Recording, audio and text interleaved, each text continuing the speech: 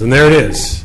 So welcome everyone to tonight's Town Council meeting for the Yountville Town Council on Tuesday, September 1st, 2015. I'll go ahead and call this meeting to order and ask our town clerk for a roll call, please. Councilmember Moeller. Here. Councilmember Durham. Here. Councilmember Dornbecker. Here. Vice Mayor Hall. Here. Mayor Dunbar. Here. Now I invite our newly returned Planning Director, Sandra Liston, to please lead us in the Pledge of Allegiance. I pledge allegiance to the flag of the United States of America and to the republic for which it stands, one nation, under God, indivisible, with liberty and justice for all. And I'm sure Sandra will stay after the meeting and show all the baby pictures if you'd like to see them.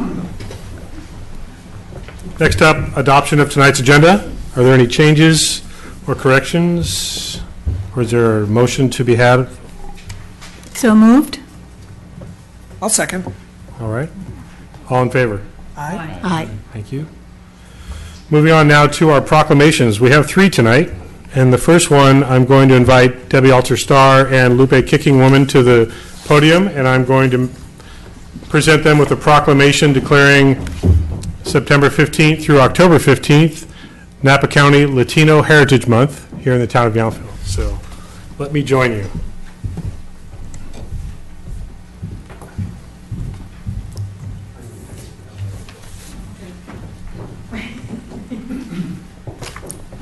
Welcome. Thank you.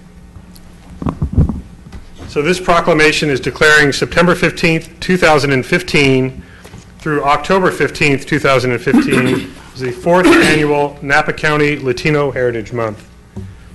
Whereas in 1968, President Lyndon Johnson first recognized Hispanic Heritage Week, later expanded under President Reagan to 1 month, and each successive United States president has continued this tradition, including most recently President Barack Obama, who declared September 15th through October 15 to be National Hispanic Heritage Month, and who has called upon the people of our country to observe this month with appropriate respect, ceremonies, and activities. Whereas Napa County has a long history of welcoming immigrants and is home to a growing multi-ethnic and multicultural Latino population, including citizens originating from Mexico, Central and South America, all of whom are welcome and very much appreciated. Whereas in 2014, the Latino population became the largest ethnic group in California, and in Napa County, the Latino population grew by 50% in the past 10 years and now represents over 33% of our citizens and more than 53% of all public school students. Whereas the diverse Latino population of the Napa County makes a significant economic contribution and has other profound positive influences on our community through their strong commitment to family, faith, education, hard work, culture, and service. Whereas Napa County, which thrives on the diversity and ingenuity of all of our people, also depends on the continued support and success of our diverse Latino population. We will continue to be enriched by the transcultural contributions of our Latino friends and neighbors for many decades to come. Now therefore be it resolved, I, John F. Dunbar, as mayor of the town of Yountville, do here proclaim September 15th through October 15th, 2015 as the 4th annual Napa County Latino Heritage Month.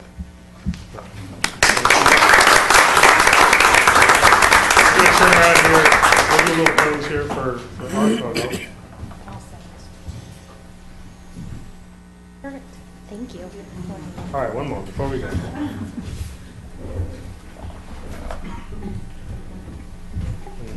Please share a few thoughts. As a board member of the Napa County Hispanic Chamber, I've seen a lot of changes in the Latino community. I recently went to an event in Sacramento with our big chamber and with 65 other Hispanic chambers of California. We represent 700,000 different businesses throughout California. So I've seen the changes in the Latino community, And as a kid growing up here in Yountville, I've also noticed changes. When I was younger, we didn't have the Latino Heritage Month, and I appreciate your support in that. Thank you. Thank you, Lupe. My name is Debbie Alterstar, and I live in Yountville, and I'm also the co-coordinator of the Napa Valley Latino Heritage Committee, which is 5 years old, and this is our 4th annual Latino Heritage Month. I wanted to let you know that your proclamation will be shared at the Napa County Hispanic Network, I'm going to say Chamber, Gala in next weekend.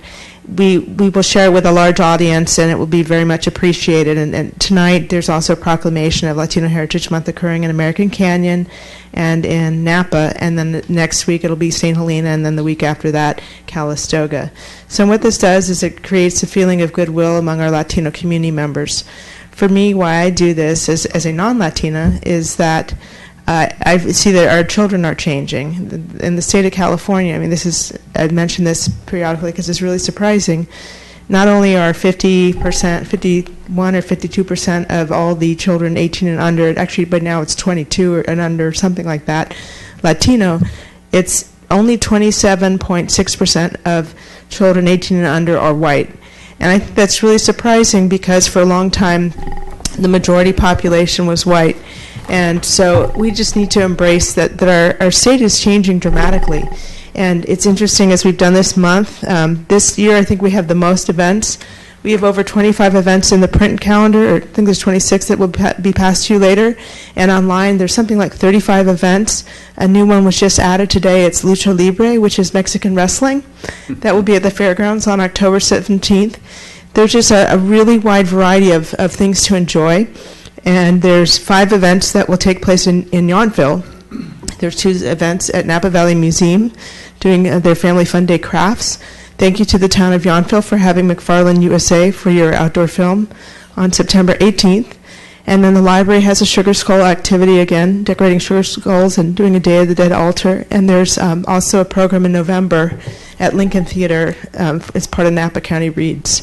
So we feel really very much that the town of Yountville and the institutions in Yountville are taking responsibility to embrace all the residents of the valley. It is very expensive to live here, so we don't have a large resident Latino population, but I think we're where we have a large Latino workforce, and we're connected to our neighbors. So thank you again for all you've done tonight and throughout the year. Thank you both very much.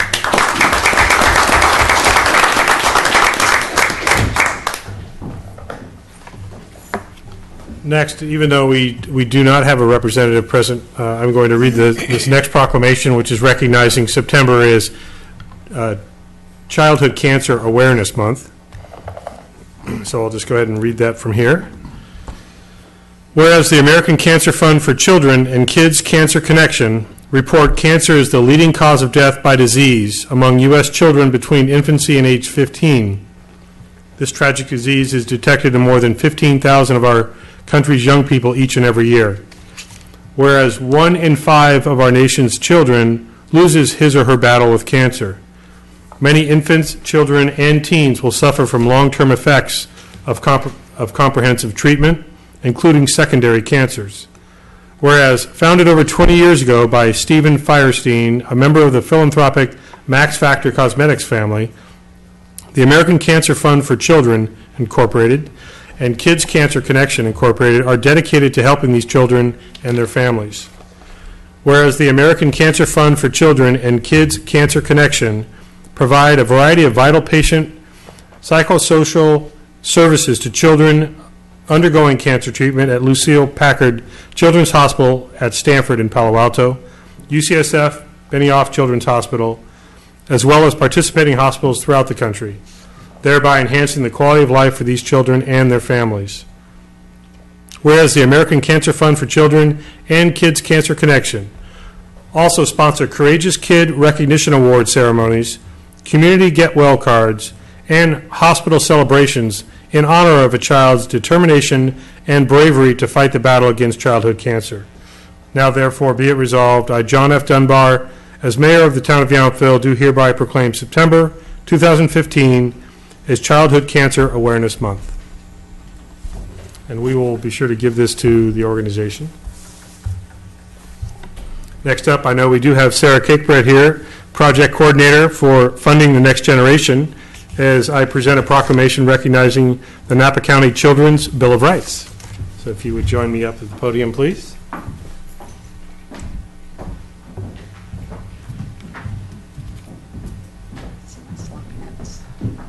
won't look. Welcome. This is a proclamation supporting the Napa County Children's Bill of Rights. Whereas a committee representing Napa County's business, education, government, law enforcement, and nonprofit sectors collaborated to create the Napa County Children's Bill of Rights.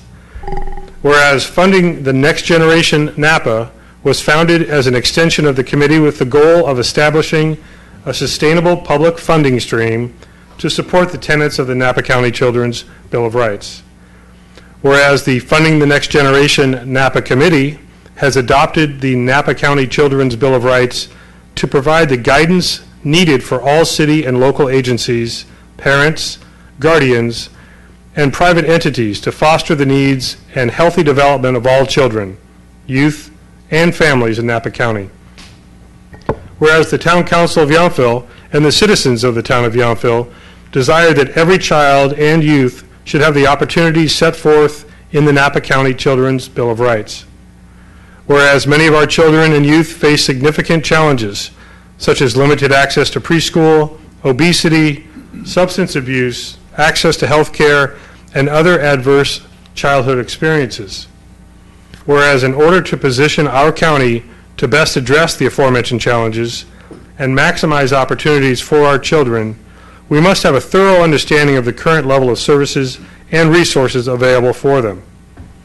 Whereas the potential benefits of better understanding the resources spent and the services available to our children could be improvements in service coordination, the ability to maximize new funding opportunities, improved alignment of spending priorities, and the identification of gaps in services. Now therefore, be it resolved that I, John F. Dunbar, as mayor of the town of Yountville, do hereby support the Napa County Children's Bill of Rights as a guideline for town and local agencies, parents, guardians, and private entities, and when and where appropriate, incorporate the Children's Bill of Rights into programs and policies for the benefit of our youth. So, congratulations.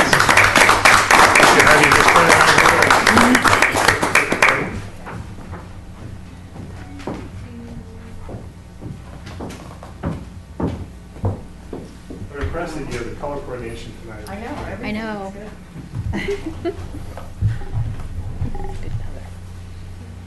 Great. Thank you so much. I want to thank you all, especially Michelle, for allowing me and arranging for me to be here tonight. As a founding member of the Funding the Next Generation Napa effort, I have been involved with the Children's Bill of Rights since it got started in the fall of 2013, when a 40-plus member coalition, as is mentioned in the proclamation here, that represented government, nonprofit social service providers, law enforcement, business, education, healthcare, began a conversation about how we as a county can best meet the needs of our children and families. And the result was twofold. First was to create the Bill of Rights that you just heard, and the second was to establish Funding the Next Generation Napa as an effort to help assure that those rights will be met. It's based on the groundbreaking work of a children's advocate named Margaret Brodkin, who started Funding the Next Generation in San Francisco in the early 1990s. Since then, she has raised close to $600 million for children's programs and services in that city, while achieving some remarkable results. And granted, Napa County is not San Francisco, but we truly believe that we can make a difference in the lives of children and families. But why does this matter to the town of Yountville and to the people of Napa County? If we want and expect our county and our communities to thrive both socially and economically for generations to come, the most important thing we can and have to do is invest in our children. And not just because we know that investing in children will save money on incarceration down the road, lower special education costs, reduce the need for expensive social welfare programs, and help build a workforce that will pay the taxes we need to sustain our economy. We need to invest in our children because they deserve it. In April, the Napa County Child Abuse Prevention Council presented its 2015 report on children to the Napa County Board of Supervisors. This report, which I'd be happy to share with anyone after tonight's meeting, clearly showed that behind the veneer of privilege that exists and is prevalent in our county, there is also great need. For example, 12% of children in Napa County under the age of 18 live in extreme poverty, and 35% of our families live at or below 200% of the federal poverty level, or $48,500 a year for a family of 4, which does not go far when you consider the cost of living in Napa County. In addition, 26% of the students in Yountville and 49%, pretty much half of the students in the Napa Valley Unified School District, qualify for the federal free or reduced lunch program, a key indicator of poverty. As poverty and near poverty are clear signs and causes of neglect and abuse, chronic illness, depression, substance abuse, and low educational and economic achievement, the need to help families succeed in the face of economic insecurity is critical. But challenges our children face today are not only reserved for low-income families. Recently, a colleague of mine who works as one of 3 therapists in the St. Helena schools told me that during the 2014-15 school year, they saw 60 students a week, that they always had a waiting list, and that the need is huge because kids are just highly anxious and stressed these days. From things like stress they put on themselves and society and parents put on them to achieve, to fear of things like ISIS and earthquakes, which are likely heightened by the use of the internet. As a result, these kids often act out with behavior such as bullying, substance abuse, and cutting. And services to support these children, especially on school campuses, are pretty minimal. Completed in April 2014 and adopted by the Napa County Supervisors in April of this year, and this has since been supported by the City of St. Helena, City of Calistoga, and American Canyon, and also, along with the Latino Heritage Month, will be made a proclamation tonight with the Napa City Council. This Children's Bill of Rights was created as a result of a wide-ranging collaborative after identifying dozens of ways we as a community can help our children thrive. By supporting the Bill of Rights this evening, you will inspire individuals throughout our community who care, have, or work with children to use the Bill of Rights as a guidepost for creating and implementing programs, policies, services, and maybe even a way of life that considers and benefits children. And in closing, I'd just like to thank you again and say that since children generally don't or can't speak up for themselves, I want to thank and recognize you on behalf of my colleagues in the Funding the Next Generation effort in helping me speak up for them. Thanks so much. Thank you very much.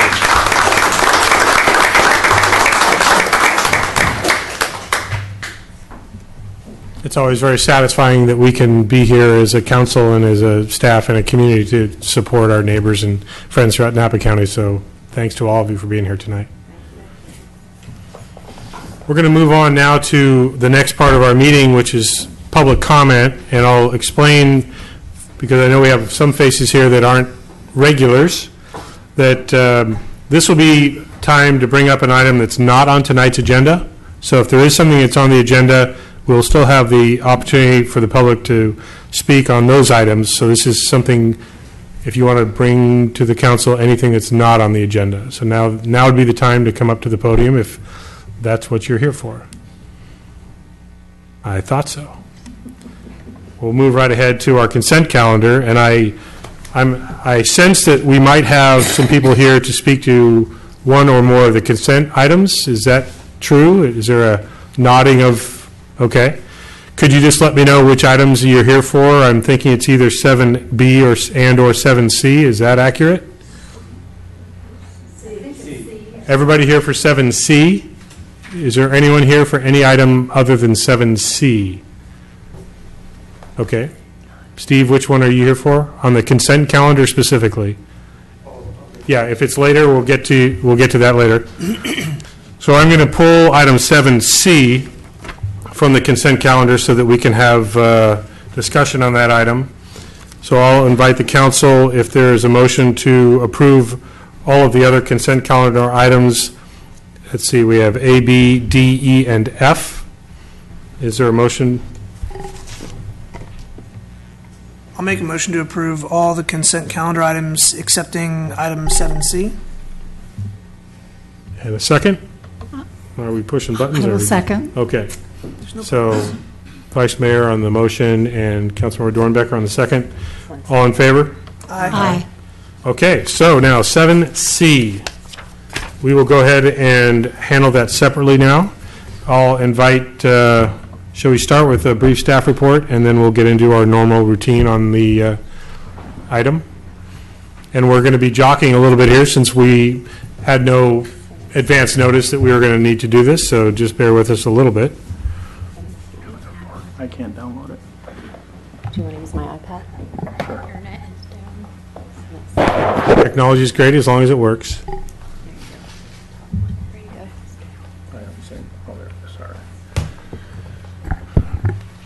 Good evening, Mr. Mayor, members of the council. Tonight we have before you a plan for approving and adopting the plan specification and authorizing staff to advertise for the construction bids for the parking improvement project for the Yountville Community Park.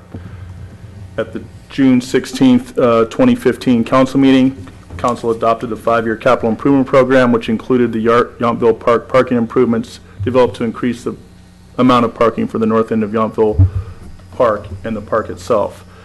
The first of the parking project was completed in May 2015 with the addition of asphalt on the shoulder of Jackson Street next to the cemetery. Following that, striping was added for 14 new head-in and 4 parallel parking spaces. Additionally, 14 more head-in spaces were added in the gravel shoulder on Washington Street. In all, 32 new stripe parking spaces were added in fiscal years 14-15 to the north and west sides of the park at a minimal cost of $15,300 for the pavement and $3,650 for the striping. The current phase includes new asphalt, curb, gutter, sidewalk, and drainage improvements located on the east side of the park, adding 16 head-in spaces. This phase of the improvement was added to the park improvements design package being prepared simultaneously by Peter Wendt, landscape architect. The landscape architect submitted the design plans and specs for parking improvements on July 20th, 2015. Following completion of this phase, 48 new parking spaces will have been added to help serve the north end of Yountville and the park. Staff has noted general support from the neighborhood in the form of verbal and email comments. We have also had several comments for people's concern. We feel like we've answered most of those comments and the people have been generally satisfied. The landscape architect's construction cost estimate with contingency is $70,000. The management will be conducted by staff. I will say that this parking plan and improvement project was a part of the town staff's direction from the council to help find and improve parking in the north end of town. We think this is consistent with the policy and direction given to us by council, and we hope that it meets the need and the approval of council. We hope for tonight, we're looking for your recommendation to be able to go out and send this out to bid and get this project under construction. Okay. Any specific questions about the staff report from council at this point? Steve, do you have anything to add? Just briefly to follow up, this has been about from the council's planning prioritization, if you will. This is probably about a 5-year project as we've been having community conversations and feedback on how do we improve the parking situation, how do we manage the parking situation. Managing parking is always, there's pluses and minuses, and some people have very defined opinions on what they're looking for. And we've been trying to work on a master plan, and as the Public Works Director is alluding to, one of the directions that the council gave staff is to, first of all, maximize what we already own. Maximize the property where there's parking and where there's impact. We're also trying really hard to look at what we call transition nodes, increase the public parking supply so it frees up the public parking right away, generally in front of residents' homes. Because when we get in transition nodes, some people have a misperception that the public parking in front of their house is theirs. It's actually public parking, but the council has also given staff strong support to work in the transition zones to try to improve the parking supply so that we can try to mitigate the impact in the core residential area. So, I mean, this is, as the council knows, and I'm just saying, this is one of those things in the community where we're trying to make sure that this has been really about a 5-year planning process going through the CIP. We also have continuing projects that we're looking at in the southern section of Yountville and in the midsection of Yountville off Oak Circle. So it's not it's actually, there's been a very conscious and organized plan on the part of the town council and staff to implement that, to improve parking and to have a greater management of that in a more cost-effective way.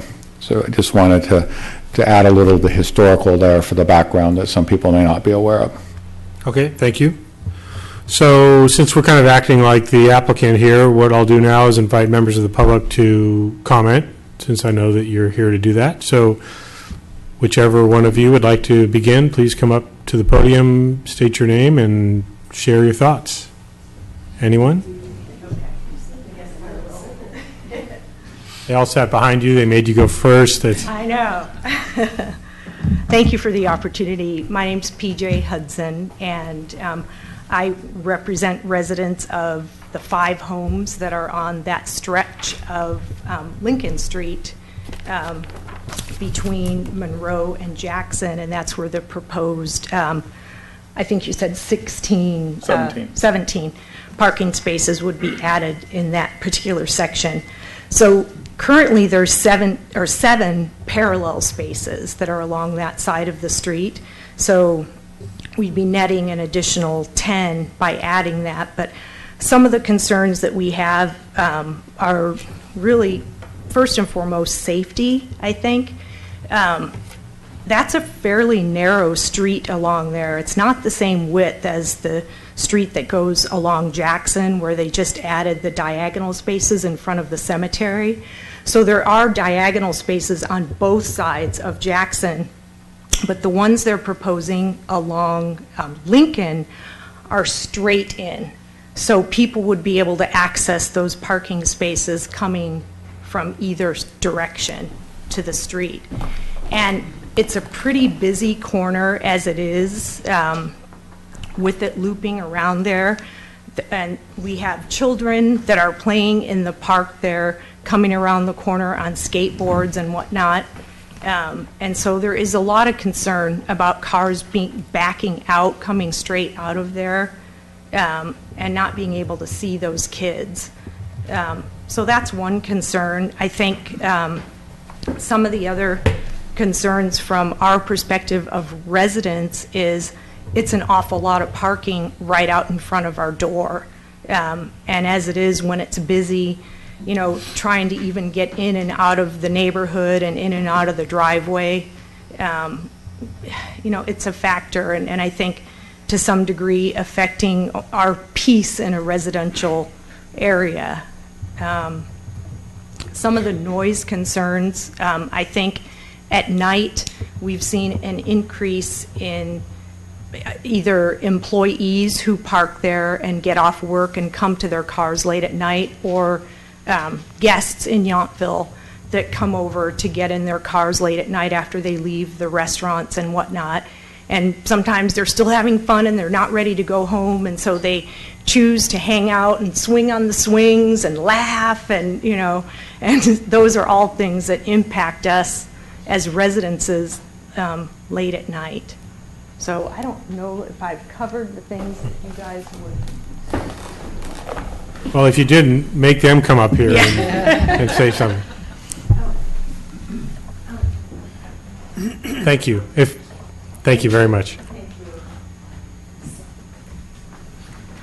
Hello. Thank you. Thank you. My name's Debbie Wellborn. I'm one of the residents that live on Lincoln, right across from the park, and would be impacted. And another, so yeah, we're concerned about late at night, because I've gone out there personally at 12 o'clock, 1 o'clock, 2 o'clock.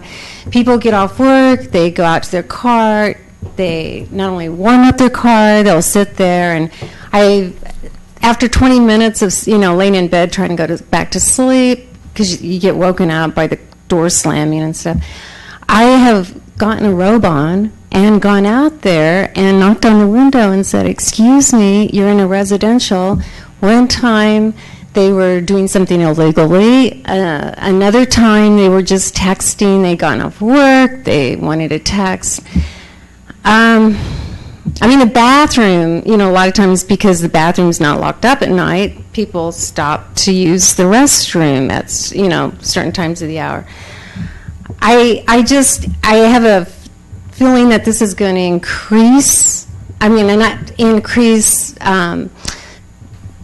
more disruption at night when you're trying to sleep. A lot of our bedrooms, we don't have air conditioning in our house, so we use the windows to get circulation of air and stuff. And so it's not like, well, why don't you close your windows?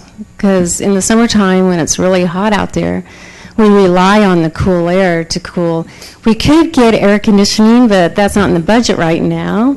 So, and it's not necessary, right? Well, it might be, who knows? Anyway. One of my concerns, too, are there additional places in Yountville that you guys are looking for parking so that we don't have limousines come up there and they leave their engines running all hours of the night? And are there other places in Yountville that might be considered for additional parking besides the Yountville Park? And how many people are you going to be able to jam into the park on a given, anyway, those are my concerns. I was hoping that there'd be other places, maybe south of town. I don't know if that's, I saw on the agenda about next to the Veterans Park, if that's going to be opened up for parking. And I was also wondering, too, I know that they rent spaces in the Yountville Park.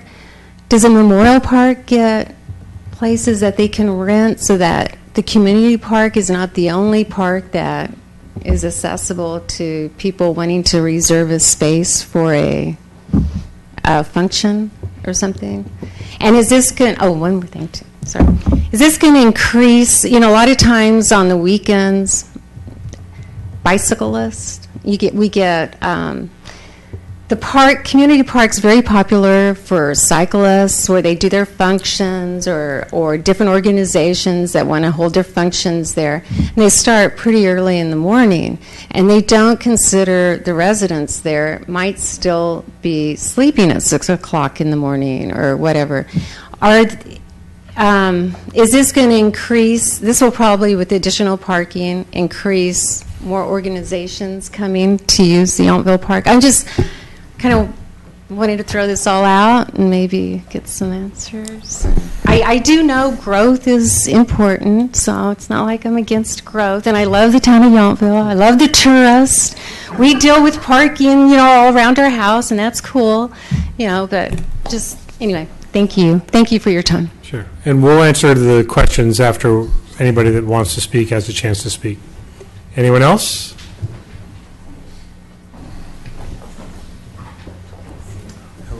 My name is Al Perry, and I live right by the park as well. I just have three concerns I was hoping that they would be addressed, and just to make sure.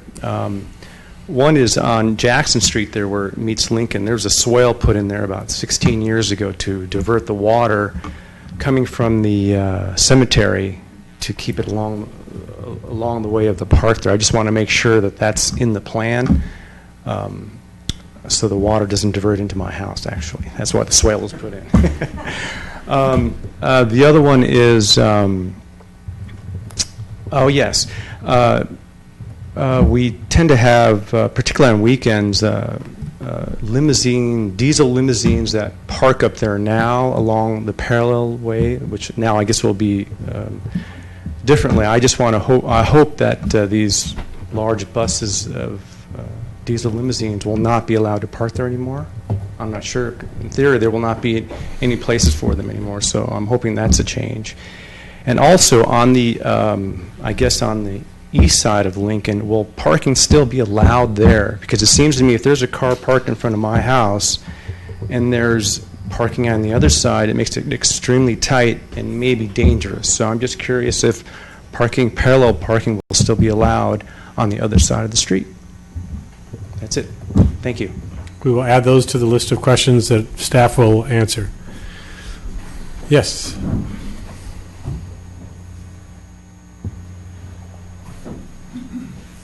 You had to follow the tallest person in the crowd. That happens to me all the time. Of course, everybody's taller than I am. So, my name is Madeline Ferguson, and I too live one of the houses along the Lincoln side, the east side, west side, whatever. East side? East side.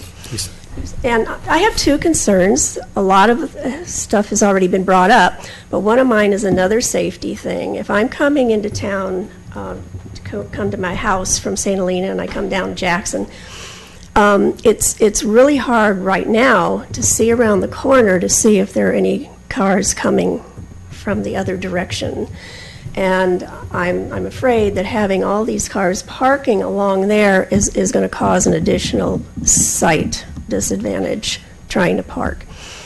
And then the second thing that I'm concerned about is that people park really big vehicles, and I don't mean the vans and everything that the tourists come in, but they have big trucks that tend to stick out into the street, and that's even on Jackson, the way they're parked there. When I drive down the street, sometimes I have to veer around one.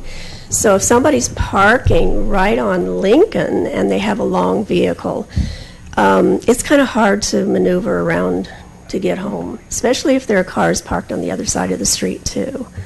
I've had to pull into driveways to let somebody by as it is. So those are two of the safety concerns that I have. So, thank you. Anyone else? Yes, go ahead. Lloyd Penrod. I also live on Lincoln. Appreciate the park. Beautiful. And I know it's a trade-off. The only thought was the 90-degree angle. I know people are going to back into there, and headlights are going to be hitting all those houses at night.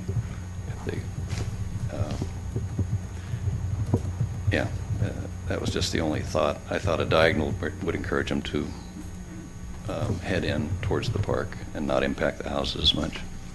That was the only thing. Thank you.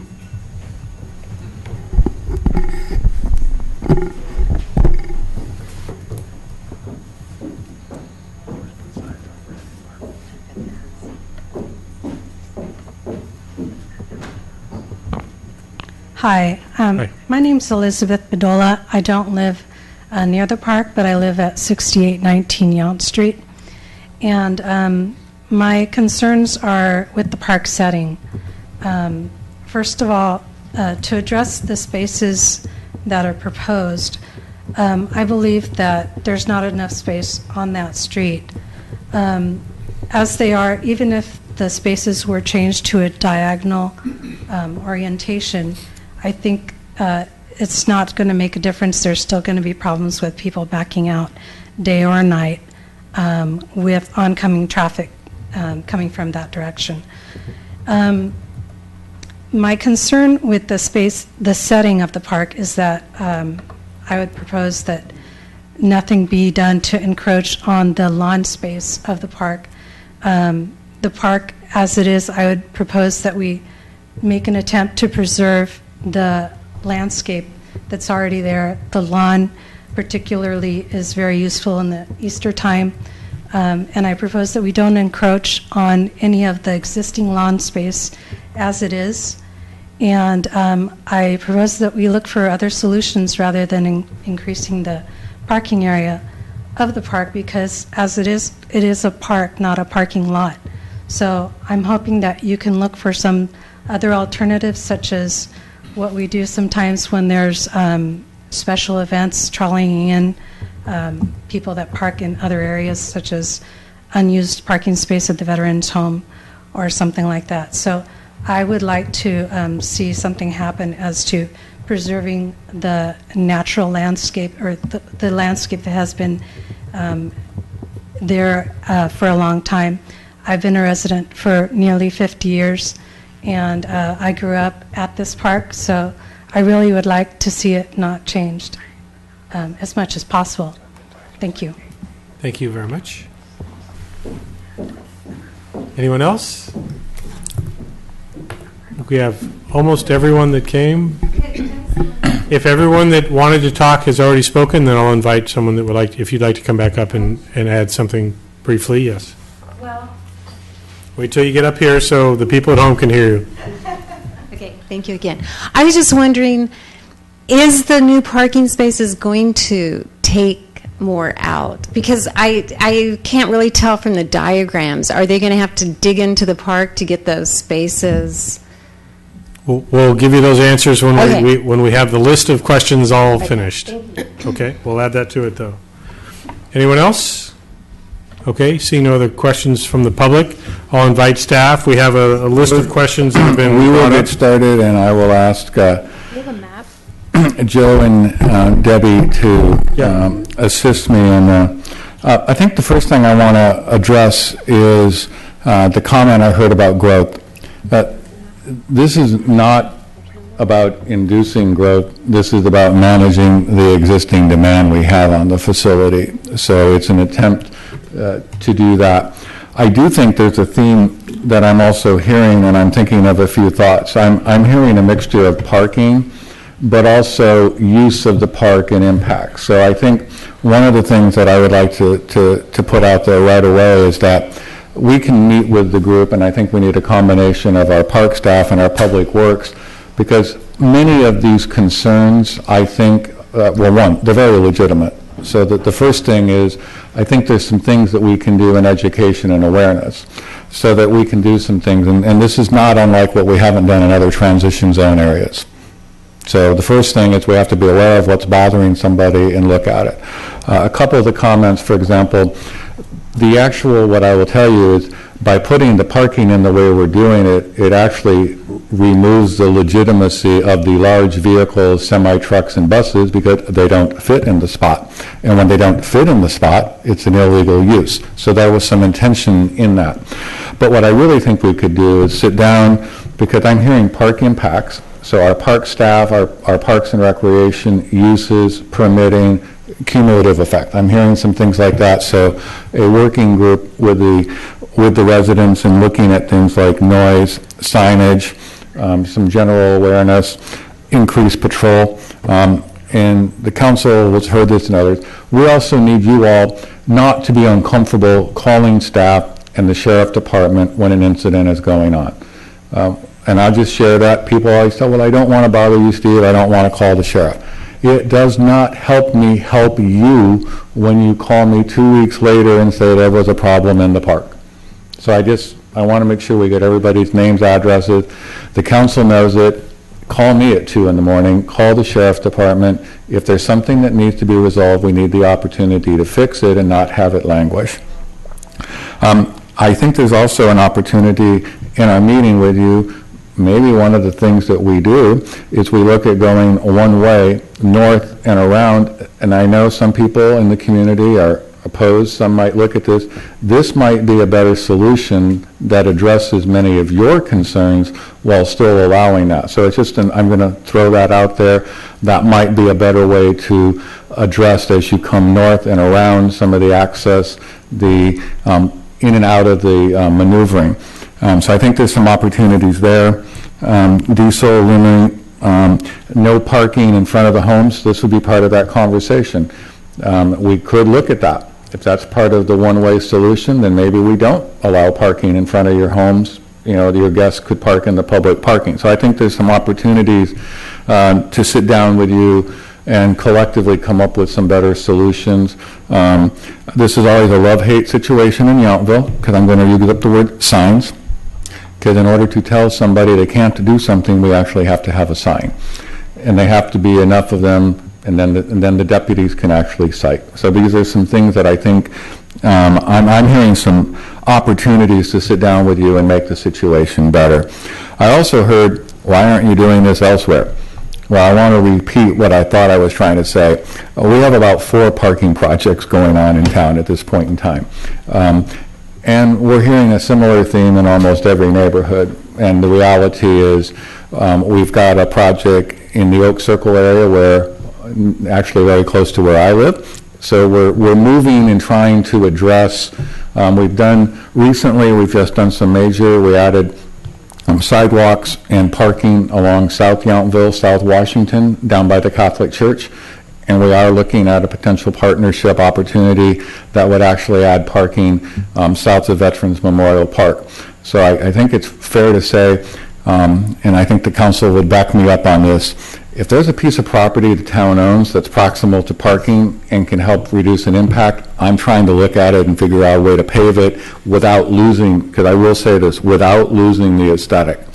We get that. I'm not going to lie to you, we are going to lose about 4 feet of existing lawn, but in the grand scheme of things, it allows us to put some other improvements in landscaping in, but that would be the net effect of that one strip, is we would encroach about 4 to 5 feet.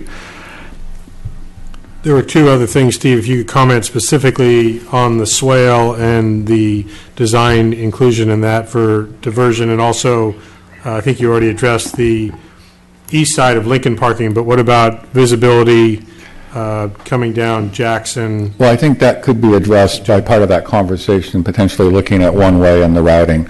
The swale, we just spent major money on the swale to improve its different swale. Different swale. Yeah, so the Public Works Director will take this one. So I would say that we recognize that there's a significant amount of drainage that comes across that street, and we're actually improving that with curb gutter and sidewalk that's going to help kind of transition that drainage now into that new swale that we just created last fall. So all that drainage now will follow that new curb gutter and sidewalk down into the piece of, into pipes that will then carry it down into that swale that we, yes. Yeah, coming along the cemetery there? Right, and now it kind of right. So we're going to create a curb gutter and sidewalk there as a part of the parking feature. I would also say, in response to the person that was interested or concerned about turning off of Jackson onto Lincoln, for all intents, we're not changing that corner that much because you have those gigantic redwood trees that are sitting there. So that piece of space is still going to maintain the same basic feel and look that it has now. The parking is not going to start until a bit past those redwood trees. So those sight lines should still remain relatively the same. We have done the calculations on the parking, the head-in parking, and we feel like we have plenty of room to be able to back out safely and still maintain the parking that is on the other side of the street, if that's what citizens want. But what I'd also, there's one other thing I think we need to bring up, and before everybody leaves, let's make sure we can get a piece of paper with email, phone numbers, so we can follow up and get a group meeting. I do want to acknowledge that this project spent considerable amount of time in design and was reviewed by our Park and Recreation Commission. All of the projects in the community that affect the park have to go through the Park and Rec Commission. And I will give a shout out, we have a Park and Rec Commissioner here.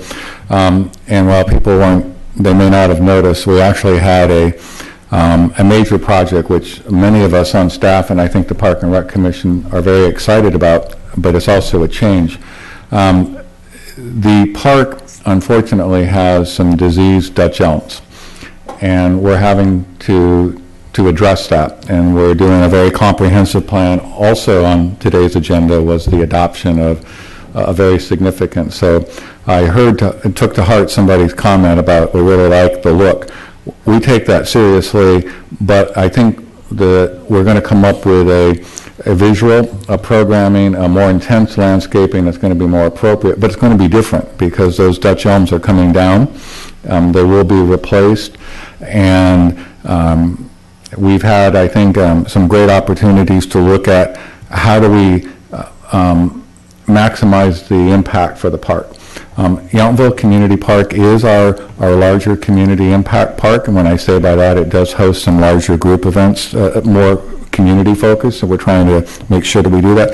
Our intent is not to increase the level of activity, and in fact, we're actually internally doing a little more work on how to have some better cumulative controls and better manage some of the external uses, because so I think those concerns, and that's why I really am looking forward to sitting down with the neighbors, trying to better understand some of those issues, work on, introduce you to the people and staff so that you feel comfortable calling us if there's an issue that we need to, and I also think there's some final potential design elements that we can work with to try to address some of the concerns that you shared with us tonight. So Steve, I'm going to recommend that we table this for another meeting unless you have a problem with that from a scheduling standpoint. I think in order for us to move forward, most of the items that we're talking about, I believe can be addressed with that because we do have grading permit condition timelines. Well, it's up to the council to decide. I have, my personal opinion is it feels like if we put this off to our September 15 meeting so that the staff has time to I mean, if that's the timeline you're looking at, I mean... We may be able to stay on the same construction schedule. Yeah, we can do that. I don't have a problem with that. We'll get that. Let me just ask the council if that's the council's interest, if... I agree. It didn't actually... Didn't matter, okay. Yeah. So... Yes. Is that the council's interest? So we want to give, and I don't know if we need an actual motion to do that. I don't think so. No action in this case. We have consensus direction, so we've got the contact. I do need everybody to make we need to make a commitment in order to get back. But I honestly think we can work on, and I'm also going to say, some of what we're talking about is not a one-time. The idea of having a periodic group meeting to work on issues, I would think needs to be an ongoing one so that our staff can work with you to make sure those issues and how do we communicate. So I see some real positives coming out of this. So I think we're in agreement. I know we're in agreement. We're going to put this off to our next meeting, which is September 15th, to give a chance for staff to absorb some of what you've shared tonight and potentially adjust if appropriate, or at least explain if that's what's appropriate in a little bit more detail. But also realize every time we are addressing impacts throughout town, as the town manager addressed, we see a new set of residents who weren't impacted yesterday that might be impacted tomorrow. And they say, well, what about us now? And the folks that we've been hearing prior to this are further down Washington. They're on Padroni, they're on Madison, they're on Monroe, who are saying, the people using the parks are parking in front of our homes 3 blocks away because there's not enough parking at the park. So you can understand, the rock and the hard place that we're kind of caught in and things like this. But we certainly hear your concerns and want to make sure that if there are ways that we could accommodate your concerns with the plans and it still works for us, then we'd rather do it that way. So we'll go ahead and postpone this item till our next meeting on September 15th. And thank you all for your input. And please make sure that you stay engaged with our staff so that you can be sure that your concerns are heard. So that's the last item on was on our consent calendar. We can move ahead. We have no presentations left on item 8. We do have a public hearing coming up next, which is related to Hotel Yountville, a master development plan and use permit amendment. So you're all welcome to stay. But if this is the time that you are going to head out, please go ahead and do that so we can move on with our next item. And we will start this next item with a staff report.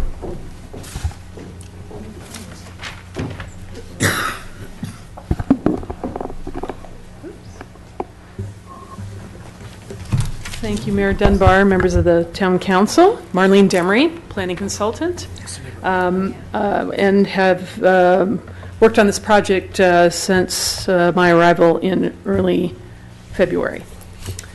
The item tonight before you is a request for the town council to discuss and give staff direction regarding an application from the Hotel Yountville for a master development plan amendment, including a use permit amendment, to allow conversion of the Hopper Creek apartment community recreation room in the farmhouse to be a fitness center for both apartment tenants and hotel guests. The project site is approximately 1.5 acres in size.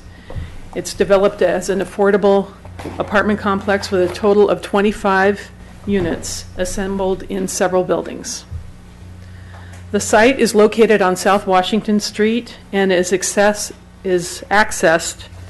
by way of Champagne Drive, which also serves the Gateway Estates Mobile Home Park and serves as a secondary access to the Hotel Yountville, which is adjacent.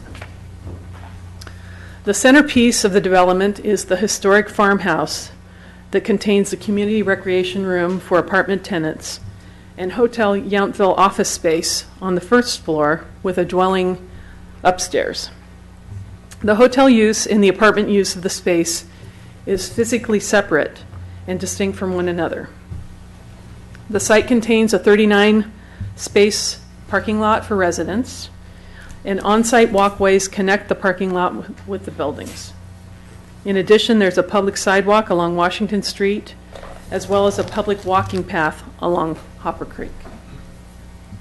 The applicant is requesting approval to legitimize the unauthorized conversion of the Hopper Creek Apartments Community Recreation Room into a fitness center for use by both hotel guests and apartment tenants. When originally approved, hotel use of the community recreation room was prohibited. The conversion of the space and installation of equipment was done without town approval. On February 23rd, 2006, the town council approved a preliminary master development plan for the Hotel Yountville expansion and affordable housing project and finalized that approval in March of 2006. The basic elements of the approval provided for a 32-room expansion of the hotel and development of 25 workforce housing units, as well as preservation of the farmhouse in the workforce housing portion of the property.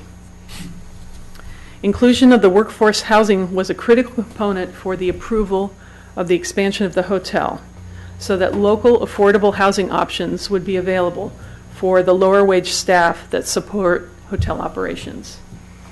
The town's housing policies prefers construction of units over payment of housing fees. The applicant elected to build these housing units on a separate parcel, split from the hotel parcel, as a part of the master development plan and use permit approval. The affordable housing units were constructed in 2009-10.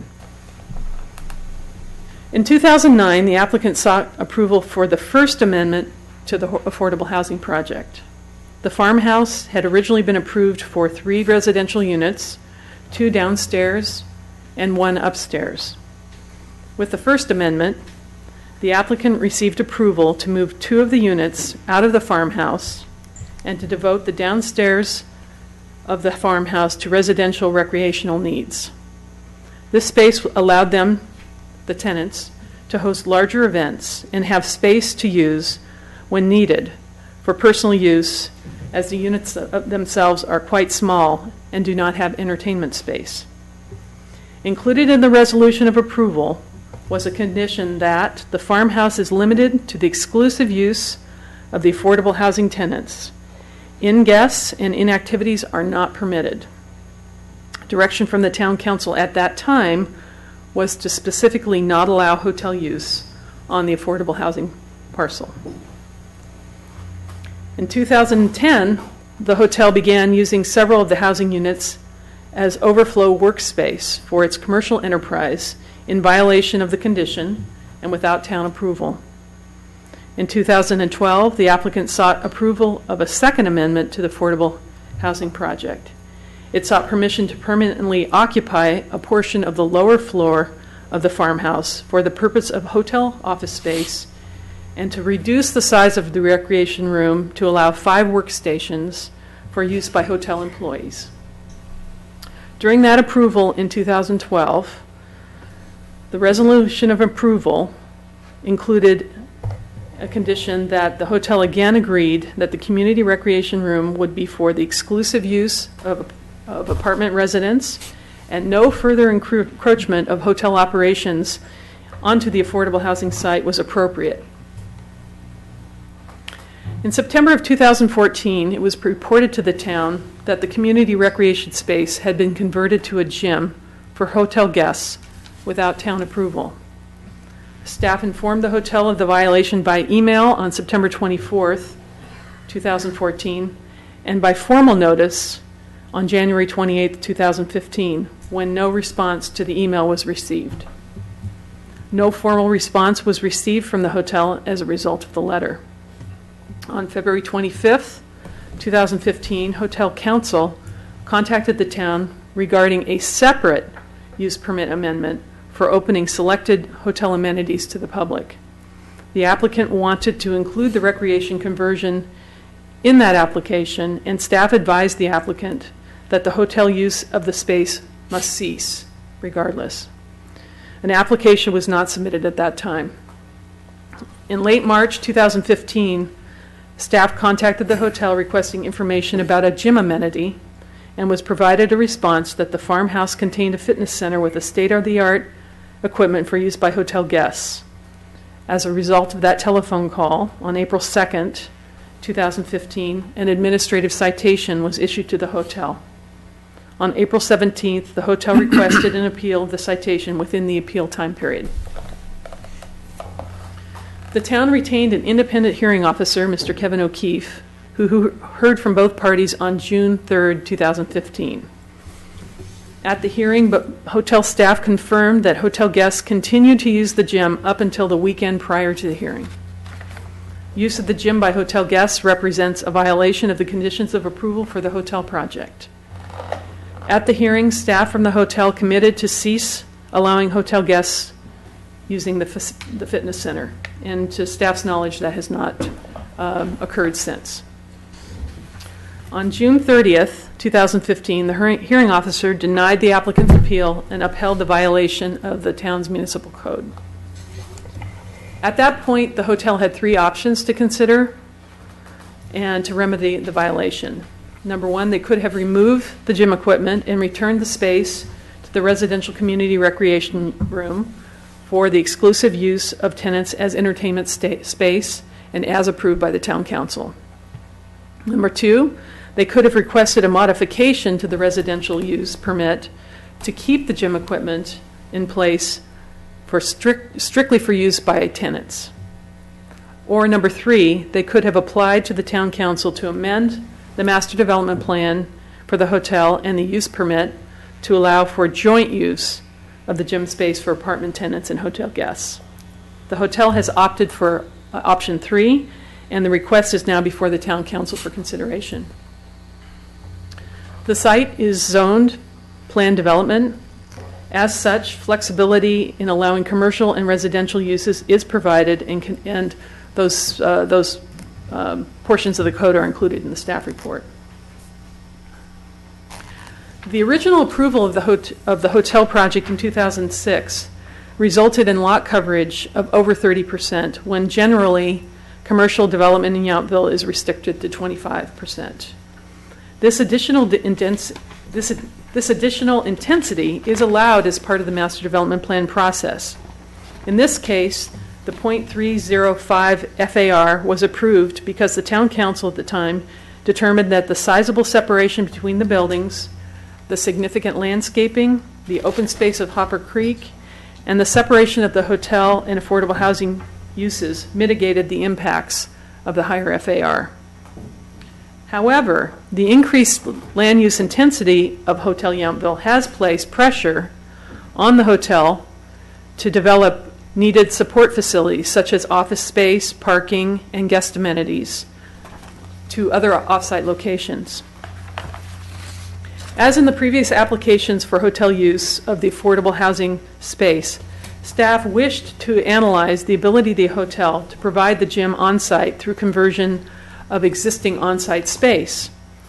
While the applicant asserts that there is no available space, a thorough review of the existing space has not been shared with staff, leading staff to believe that this option has not been fully explored. Conversion of 2 guest rooms to accommodate a gym would take units out of the hotel's revenue stream, and staff would not support this option. Alternatively, staff has suggested that there may be an option to convert a small portion of the large conference room to gym space, and has asked the hotel to provide the group size and use patterns for the meeting space for analysis of conversion of it, a portion of it for the gym.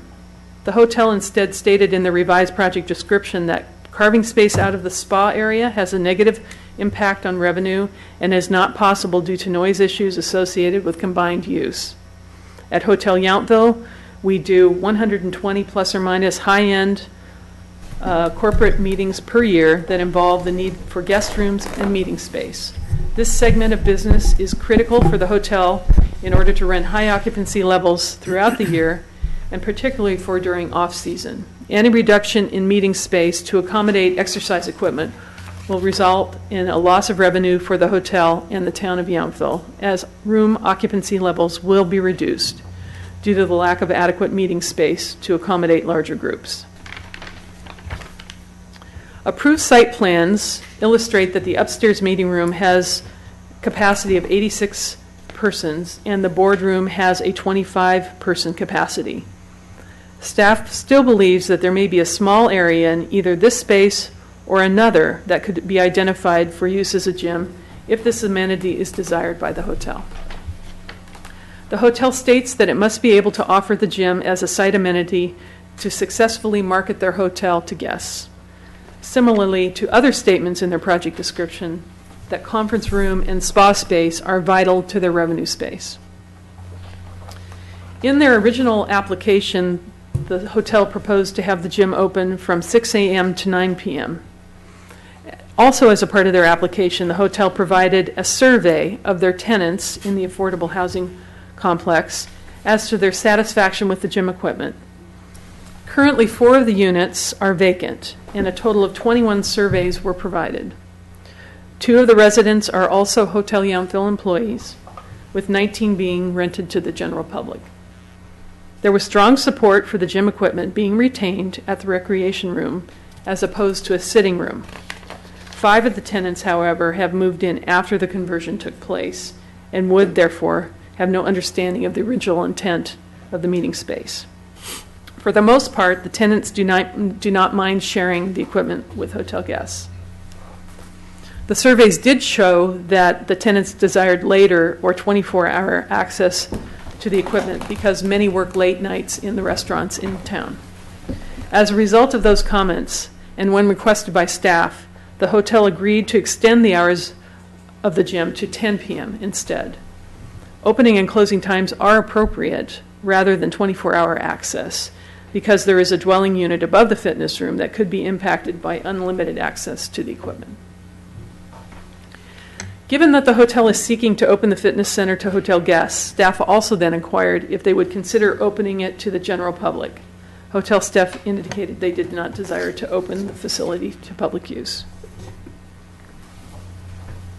When the second amendment of the use of the farmhouse was approved in 2012, there was also a condition of approval that was included that requires the hotel to install a plaque detailing the farmhouse's significant historic impacts to Yountville. Prior to manufacture of the plaque, the applicant was required to submit final markups to the town staff for review and approval. In late 2012, the applicant submitted proposed copy for the sign, and it was introduced to the Historic Resources Ad Hoc Committee in early 2013. The consensus of the committee at that time was that a program should be developed to address design, materials, and color standards. There was discussion that the appropriate timing would be during consideration of a historic element of the general plan so that the community could share their vision for historic resources in the community. The program was set aside until further discussion, and the general plan project, thanks to the council, will be commencing, but has yet to commence. In the meantime, the committee worked with staff to create a historic interpretive plaque for the millstones at the community center, and it is envisioned that this design could serve as a model for the historic plaque program. Details of the millstone plaque were shared with the applicant, and they have retained Gordon Huther to design a plaque for the farmhouse. Staff anticipates that the final design will be available in September and installed shortly thereafter. The consideration before the council tonight is at the discretion of the City Council. As currently adopted, policy does not allow hotel use of the community recreation room. In order to approve inclusion of the gym for hotel guest use on the Hopper Creek apartment site, the town council would need to make findings from Yountville Municipal Code Section 1760-050 that would need to be included in a resolution of approval. In addition, staff believes that the findings under 17-148-070 regarding the Master Development Plan amendment would also need to be included in the findings of approval. Based upon council discussion this evening and direction, staff would propose to return with appropriate resolution of approval or denial with appropriate findings if the council wishes to approve the application, or if you wish to deny it. With that, I'm happy to answer any questions the council has. Thank you. Questions to the staff report? Councilmember Dornbecker? Thank you. I was wondering if staff could answer, during the time that the exercise equipment has been in the farmhouse, has it been accessible and available to residents of the affordable housing? It's my understanding that then the applicant can correct me if I'm incorrect, but I think that it has been open to the hotel guests as well as apartment tenants since they installed the equipment last September. Thank you. Vice Mayor. Thank you. And thank you for the report. So I'm just making sure I got some general facts right here. So we were notified, or we identified that back in September of last year that this had been converted to a exercise room without approval. Correct. And it's September of this year. Last year. And it's now September of this year. Correct. So it's been a full year for us to bring this full circle and now get the applicant to present this to us. It's taken a year. Yes, that's correct. And we did have a hearing by an independent mediator. Yes, we did, in June. And they found that the town was right in its identification of the issue associated with them acting outside of the conditional use permit. That's correct. Okay. Those are my questions for now. Other questions? Councilmember Durham? Councilmember Mueller, questions? So, Marlene, one question you may or may not be able to answer here. Is there any proposed, and if not, certainly a member of the applicant team should answer this. Is there any proposal for whatever iteration of fitness use this may or may not be for supervision of this space, maintenance, cleaning of the facility? Because it seems difficult to believe that there'd be no supervision for, the care of whomever it might be that would be using the space. Well, until the time of the gym closing in early June, it has been maintained by staff of the hotel. There is a phone, an emergency phone in the room that rings to the front desk of the hotel. Hotel security does make a round through that area, and any issues that are associated with the equipment are reported to the hotel. So the hotel has been maintaining the space and the equipment and the security and the noticing, yes. So there was never a point where it was only being used by apartment tenants and they would have had some different supervision? Well, since, and I think the applicant will have to answer this question, but since June 1st or 2nd, the gym is still being used, but it's only being used by apartment tenants. I'm not really aware of how that is supervised now, and they do have staff on site, so perhaps during normal business hours, the staff that's in the adjoining space is able to monitor what's happening. I'm not exactly sure. So that you mean housing staff as opposed to hotel staff? Hotel staff, no, hotel staff. Hotel staff would, and I'll be asking this, whether hotel staff is monitoring it for the residents or if some other condition is happening. Right. Let me add a bit of clarification that I think. This property is unique in the sense that the ownership of Hotel Yountville owns, manages, and operates the affordable housing. So they're responsible for all the maintenance, landscaping, insurance, all of those things. They're the owner-operator of the facility, subject to the affordable deed restriction. The town, through the City of Napa Housing Authority, reviews all of their compliance. So I just want to say it's, in essence, all of the maintenance liability associated would stay with the operation of the hotel. But typically, we have a site manager of some sort that oversees. Well, I'm going to suggest. You're saying that doesn't exist because of the condition you just described. Well, I'm just saying, it's the ownership's determination and appropriateness, because it's a private operation. That's what I would say. That's their business decision and call. It's not a publicly operated facility. So, I mean, that's their business decision. Okay. And Marlene, you've made no formal staff recommendation because your point is it's purely a council decision. I'll take that one and clarify.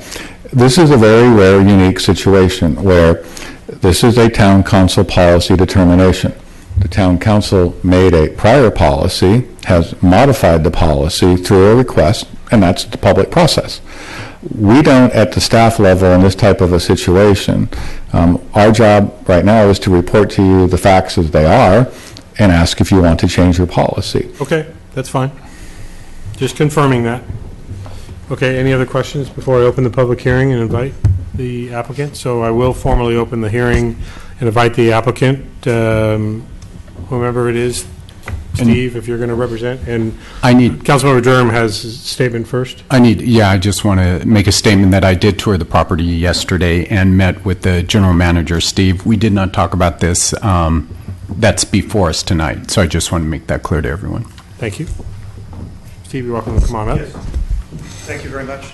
Steve Davino, I'm the general manager of Hotel Yountville.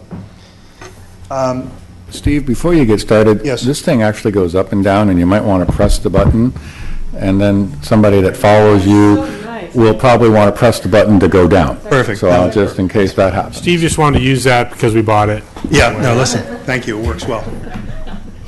Good, I think there's some clarification that needs to take place, in addition to the staff, what was on the staff report. When the facility in the recreation room, in what we call the farmhouse, opened, it was set up with recreational furniture, if you will, living room type furniture. And the use was specifically for events if residents or tenants wanted to have an event. It operated like that for nearly 3 years, and there was not one request to do an event in that space by a tenant staying there, not one. So the decision was made to switch it and install 4 pieces of exercise equipment. That's what's in that room, is 4 pieces of, it's 2 treadmills, an elliptical, and a life cycle. So it's 4 pieces of equipment.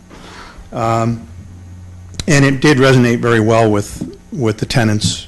So I think that's, for clarification purposes, what happened there.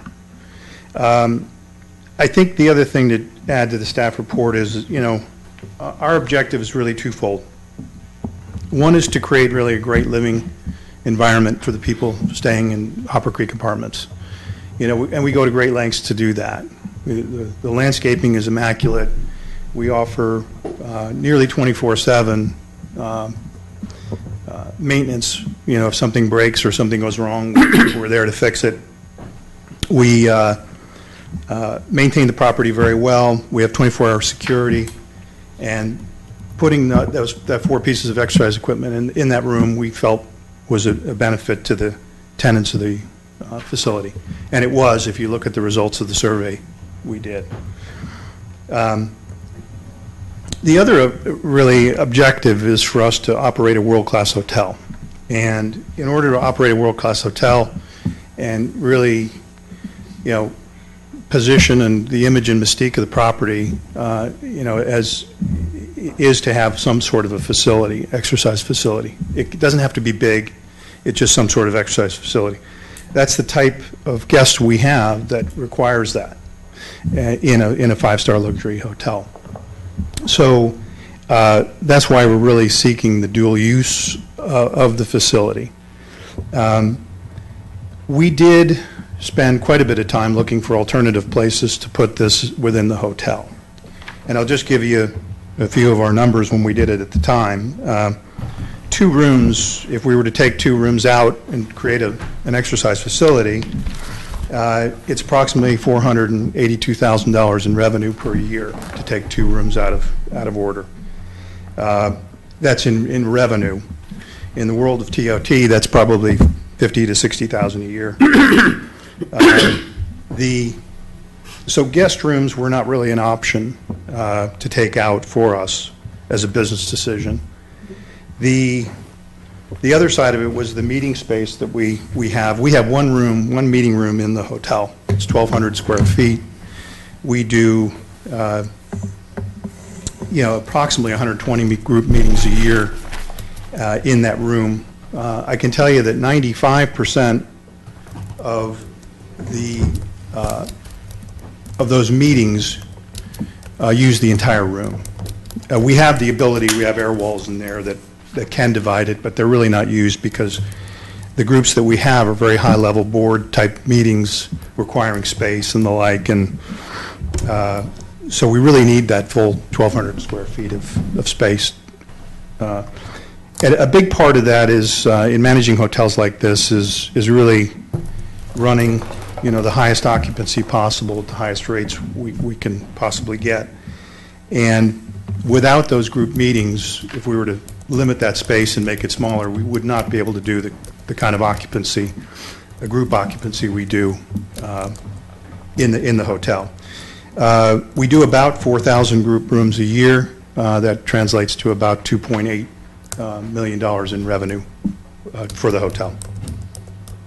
So I suppose what we're trying to do is create a great environment for our guests, create a great environment for the tenants, and we feel it's a logical solution to moving forward. And I'm really open to any questions you might have. Okay, questions from the council? Councilmember Dornbecker? Yes, are there any limitations, or have there been, on what times the tenants may use the room as opposed to when the visitors may use the room? Yeah, our thought is to have it to be the same time frame, and the hours of operation right now are the same as they've been for the tenants. And what is that? And it starts out at 6 and it closes at 9. So right now, the tenants are the only ones using it, is that correct? correct? Thank you. Mm-hmm. Other questions, council members? Councilmember Durham. Have you been at the hotel since its remodel, since its new inception? I entered after it was, just as it was opening. Okay. Yeah. So you just made a statement that your other objective is to offer a world-class hotel. If that's the case, and given your comments under the project description of the typical luxury hotel guest, there was no intent because I read a lot about the project when it was going in, there was no intent at that time to offer a gym to your guests? It was a little bit before my time, but I can tell you, looking back on it, I'm not sure any of us really understood where Hotel Yountville was going to go from a positioning point of view. And I think at the time we thought that it probably wasn't necessary to satisfy the guests. But if you look at the world of luxury hotels now, it's an very important factor. The reality, by the way, is, people that book the hotel think they're going to exercise. The reality is they really don't. Frankly, very few do. When they get here, they don't really do it a lot. But they think they're going to do it when they book. So I don't think it was really a consideration. I think if we were to do it over again, we would have certainly looked at that. Would a luxury guest walk 2 blocks down the street to go work out? Yes, they would. It was the only solution we had for quite a while. And we actually did send hotel guests to Yountville Fitness down the street. Okay. But really, on-site facilities are what you really need to have in the luxury world. And how big do you think that space is, the gym space is? It's 408 square feet. 408 square feet, okay. All right, thank you very much. Sure. Questions, Councilmember Mueller? I have a question. Vice Mayor? Thank you. So I just want to make sure I capture this number because, as we're looking at this, obviously the alternatives that were brought to staff that you're not interested in or presently don't see as an option. I just want to figure out where you got your $482,000 number, because that's your number, not mine. Sure. We run high-level occupancy. In fact, this month we ran over 85%, which is a great number. You don't do that all year long. We'll do 87% this year. Okay. Yeah. If you took the look at the average rate we charge times 320 room nights, if you will, that's $190,000. And at 2 rooms times 2, that's where you come up with 375 roughly. There's an incremental spend per room that the guest spends. It's roughly, in the luxury world, about 30% in addition to what the guest room is. That's meaning they're going to go to the spa, they're going to go to the restaurant, they're going to do things in the hotel, and that's where that number comes from. That's exactly the numbers we have based on the results we're running now. Okay. Okay. Thank you. Since it hasn't been asked yet, I'll ask it. Can you speak to the failures to respond to staff's contact about the changes you've made without permission and why those were made without permission, and then the failure to repeated failure to respond when alerted that it had been done without permission? Yeah, let me try to address that. Going back to what I said from the beginning, when we had the recreation room with residential furniture in it, and it was never used, we decided to switch it out to exercise equipment. We probably should have sought approval to move those couches and install, 4 pieces of exercise equipment. In hindsight, we should have. There was no structural changes to the facility. It was just move furniture out and put the exercise equipment in. So that's really where it started. And then, guests were looking for an alternative facility then to, go elsewhere in town. And we opened it up to guests for a period after. And then we were sending guests to Yountville Fitness, and Yountville Fitness closed. And then more guests started using our facility. So I guess it kind of excuses but doesn't explain the reason. I think your explanation is that because you felt like you didn't change the room structurally, we didn't change the facility. The use didn't matter. The problem is that it was pretty explicit in the permit conditions that space was specifically separate and for the residential certainly renters only. And in hindsight, we wish it had looked for approval first, but we felt it wasn't that significant a change. Yeah, there's kind of a cumulative. One of the things we're going to be struggling with is there's this cumulative effect of converting its use, and then not only converting its use, but changing to allow a hotel use to infiltrate what was supposed to be a hotel-free space. So you understand that we're dealing with a couple of those issues in the background of how we got to where we are today. Sure. Because as you present, on its face when you make the presentation, it sounds relatively simple, and it may have been relatively simple a year and a half ago. Not as simple now, but... Mayor Dunbar, I do want to add, I did not include it in the staff report, but There actually was a kitchen that was in that space also, and that was removed without getting building permits. They've since obtained a building permit to remove the kitchen, but there were actual physical changes that required permits that they didn't obtain either. Okay. My kind of line of questioning has more to do with the infiltration of the hotel use into what was, I think, fairly explicitly stated as being for the housing residents only. And that should have, in my opinion, triggered an awareness that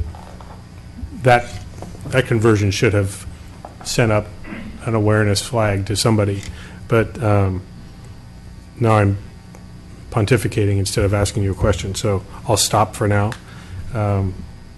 Is there anyone else representing you, the hotel, right now? No, but I'm, Just again, you? open Okay. to any questions you might have. I think the council doesn't have any more questions. Okay, I'm sorry. Did you want to? Mr. Altamira is going to say a few words.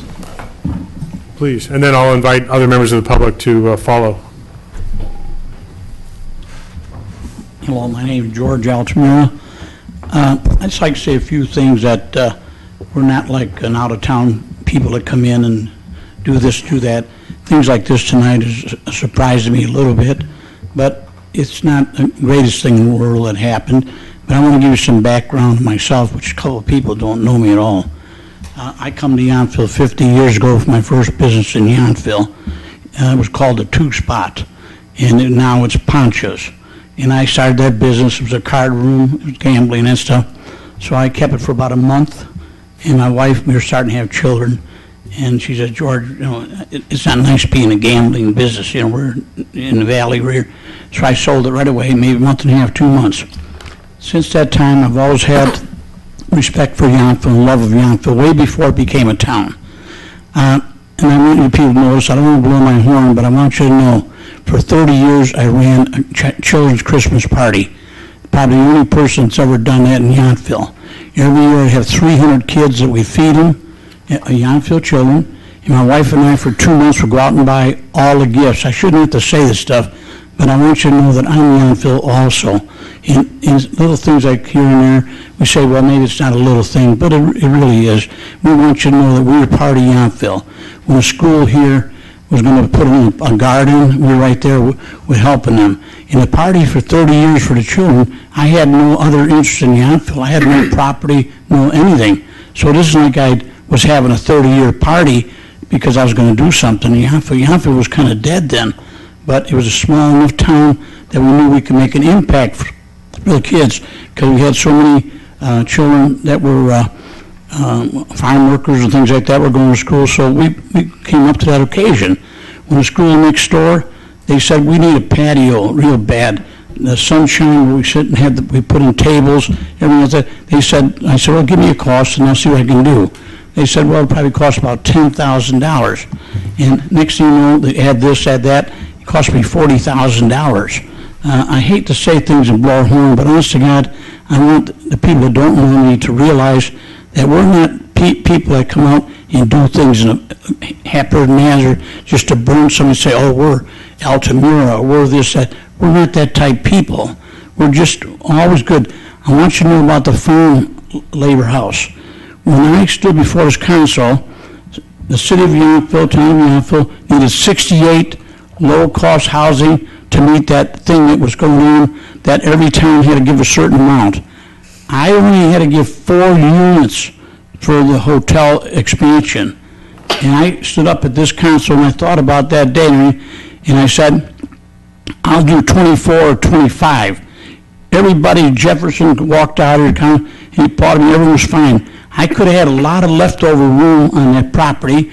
I could have changed the driveway a little different, had all kinds of room in hotel to make it even bigger, the hotel part. But we tried to do a happy medium. We were very happy what we did.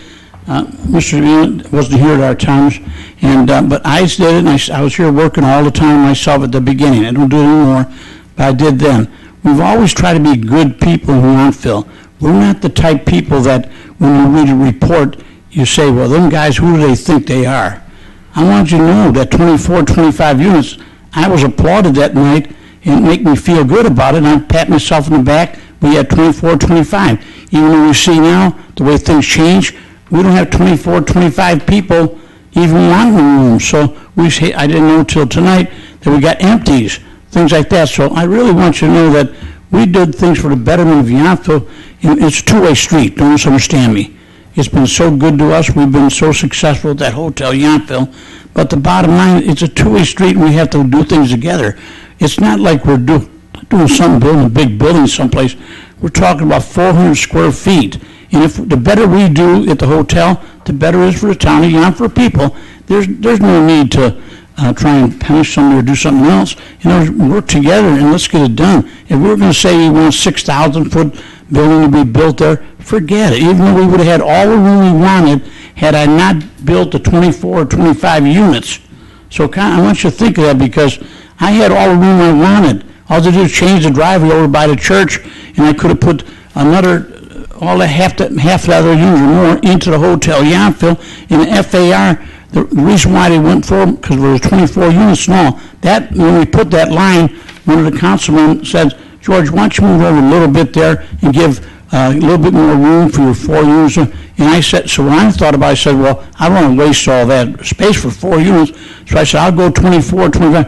And there was such a howl in this room at night for the 24, because it helped Yountville get past that 68. I don't know if it's still in effect, but it helped Yountville to get past that 68 that was required of ABAG or whoever controls all that stuff. So I want you to know that, because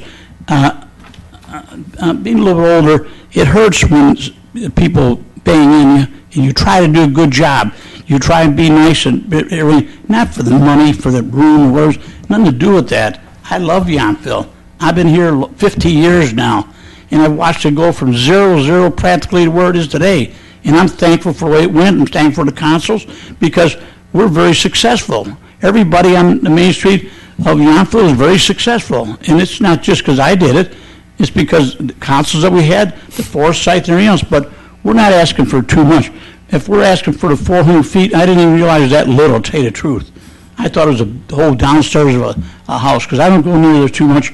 But I'd like your consideration, because honest, we've always had consideration for this town, no matter what anybody wants to say about us. Thank you. Thank you, Mr. Altamira. I invite any other members of the public that would like to speak on this item, since we have already heard from the applicant. Yes, Mr. Zanatel. Steve Zanatel. I owned Yountville Fitness and Health for 20 years. And I was just looking at the narrative here, and they said I closed in December of 2014. I'd like to make it clear that I closed January 31st of 2015. So that's no big deal. But back in September, when they put this equipment in, my revenue stream from them died. And I could tell them exactly how many hotel guests came into the fitness center. I kept track of it, and I was very grateful for their using me for all the years they did. But in October, which is usually the busiest month in this valley, September and October, I went from 175 drop-ins in August to 8 in October. And I'm not saying that this use of this space put me out of business, but it certainly contributed to put me out of business. And you know, as the town has changed over the years, and I've been here since '81, it's become more and more of a town. There's not as many full-time people who live here anymore, and so mistaken by me, 50% of my business over the last couple of years came from the hotels, and unfortunately, when that all dried up, I had to close, and Yountville lost another local serving business because there was just no way I could stay open anymore. And I have no recommendations for you, but I want to just tell that this did affect me, and it affected me pretty severely. I could go into some other issues, but I'm not going to do that because I want to stick to this issue right here. And I'm just grateful that I was able to do business here for 20 years, and it was a great run, and everything's good with me. And I just wanted to come up and basically say that this unauthorized use of this space affected me personally as a businessman, and that's really all I have to say. But I appreciate you letting me get up here and saying it tonight. Thanks. Thank you, Mr. Zanatel. Would anyone else like to comment on this item tonight? Yes, please. I'm here because my husband's sick. Okay. If you could lower that microphone just a little bit, thank you. My name is Gail Spratt, and I live in the Gateway Estates. And I'm very familiar with Yountville, having a mother-in-law who in 1987 moved to Gateway. And I'm really familiar with the farmhouse when it was old. And I love the farmhouse. And it used to have a swimming pool there. And I've never met the Altaveras, but I'm glad that I heard from George. And I'm glad I know who you are. And when we moved, we lived in Browns Valley. We moved to Colorado, and we were there for 24 years, and just moved back to Yountville. And I love Yountville, and I love what's happened to Yountville. It has really changed, because years ago, I didn't want to live here. It was a lot of old people. And now that I'm old, I'm really enjoying it. And I love riding my bike. I love looking at the hotel. I love looking at the farmhouse, and I love the landscape. And I myself went up to the Yountville farmhouse and asked if maybe we could work out in the little gym that they had at some point, but it wasn't open to us at that time, and I didn't think too much about it. But and I know there'd probably only be, I mean, if anybody from the Gateway wanted to use that facility ever, it would probably be only 10% of the people. And you know, like, you're going to work out, but then you never do. But I just wanted to say, I just wanted to voice what my husband and I had talked about. And like I said, I'm just so impressed. And I walked in here tonight and I felt this is how a town meeting should be held. And I just commend you all, and thank you so much. Thank you. Thank you for coming tonight. Anyone else? Yes, Steve. Sorry, can I clarify something? Sure. I suppose, but you know, the use, we also track the numbers of our guests that used Yountville Fitness, and because it wasn't very convenient, it wasn't really used, in our view, very much at all. I mean, it was about 10 a month. You know, then it was maybe got to 25 because we actually paid Steve to, you know, for our guests to go there. So, you know, call it maybe less than one a day. So, you know, I just don't want to make anybody feel it was, you know, a ton of people. It was really maybe one a day. Okay. Okay. Thank you. Looks like everyone that wanted to speak has had a chance, so I'll close the public hearing and invite the council to discuss this item and take some action. Do I have any, have we done any electronic requests to speak?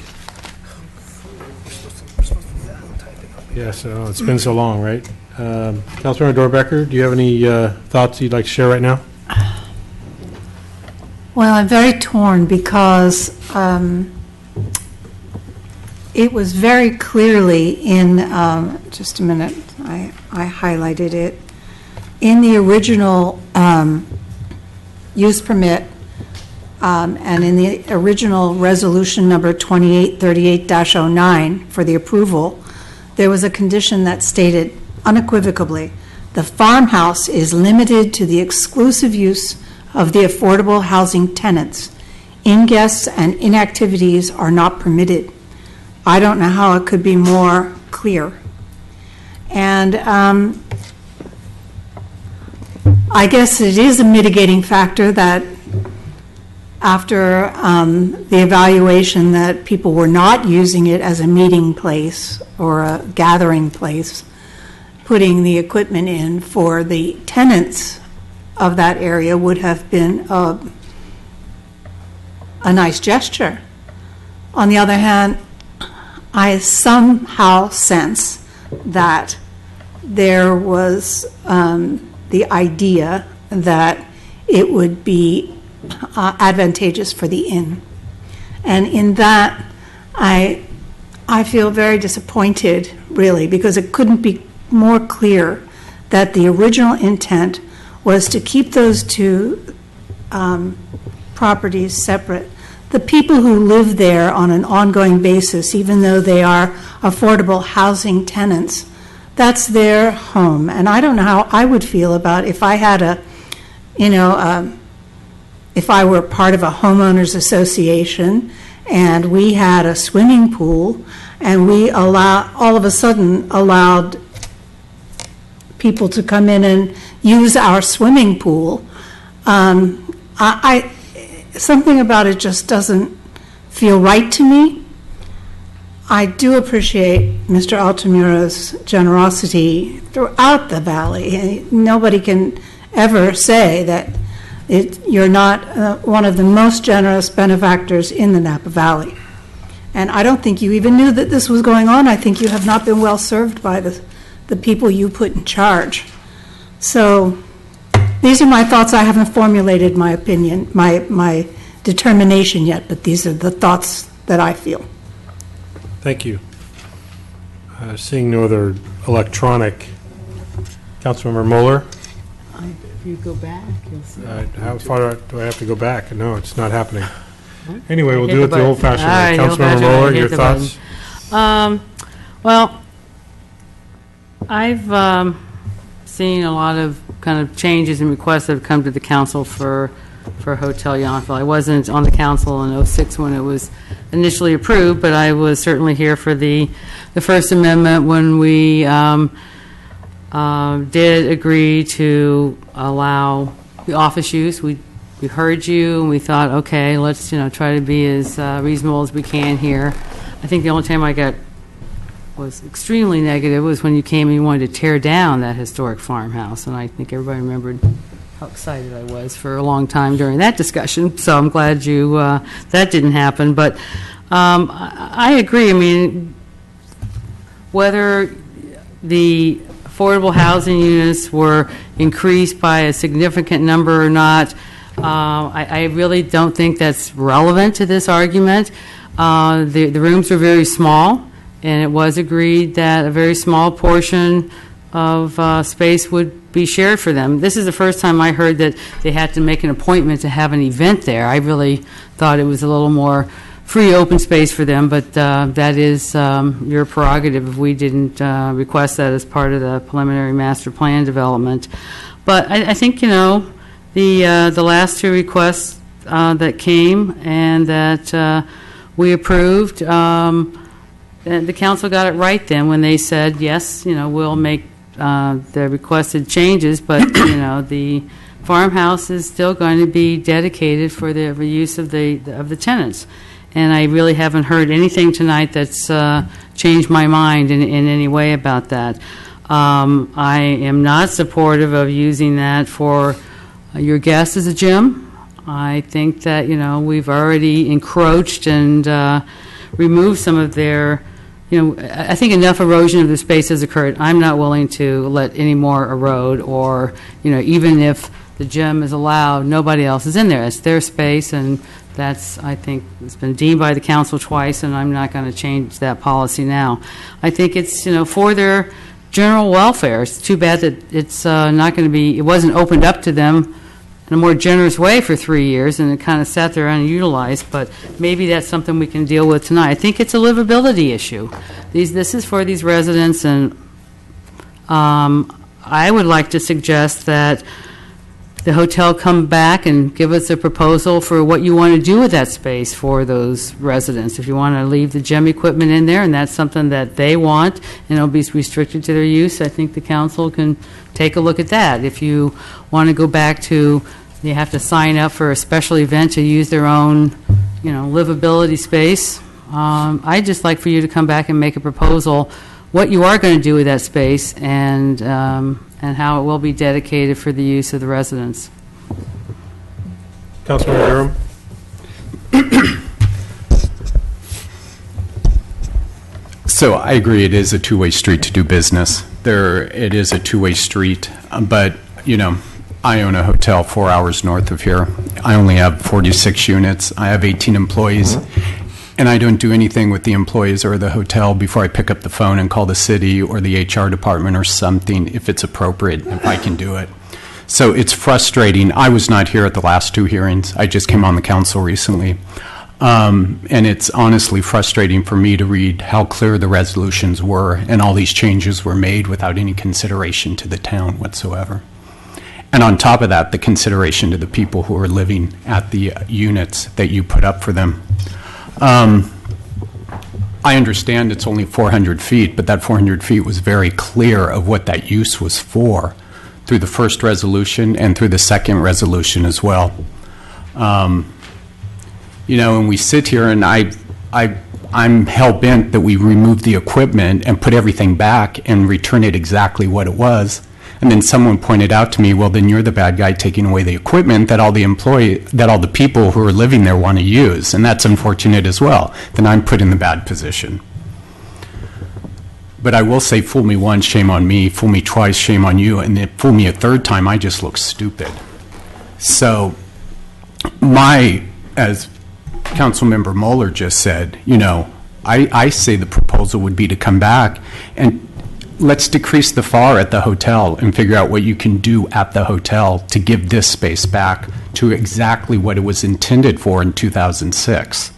Why not remove some of the open space at the hotel and build a 408 square foot outbuilding somewhere on that property? I'd love to hear that in the future. So I know that this, for me, my vote will be that this remains strictly for the people living at the property and not for the hotel guests. Whether we remove the equipment or not, I need to figure out. Thank you. Vice Mayor. Thank you. I want to thank everyone for their presentations tonight and the feedback from the rest of the council.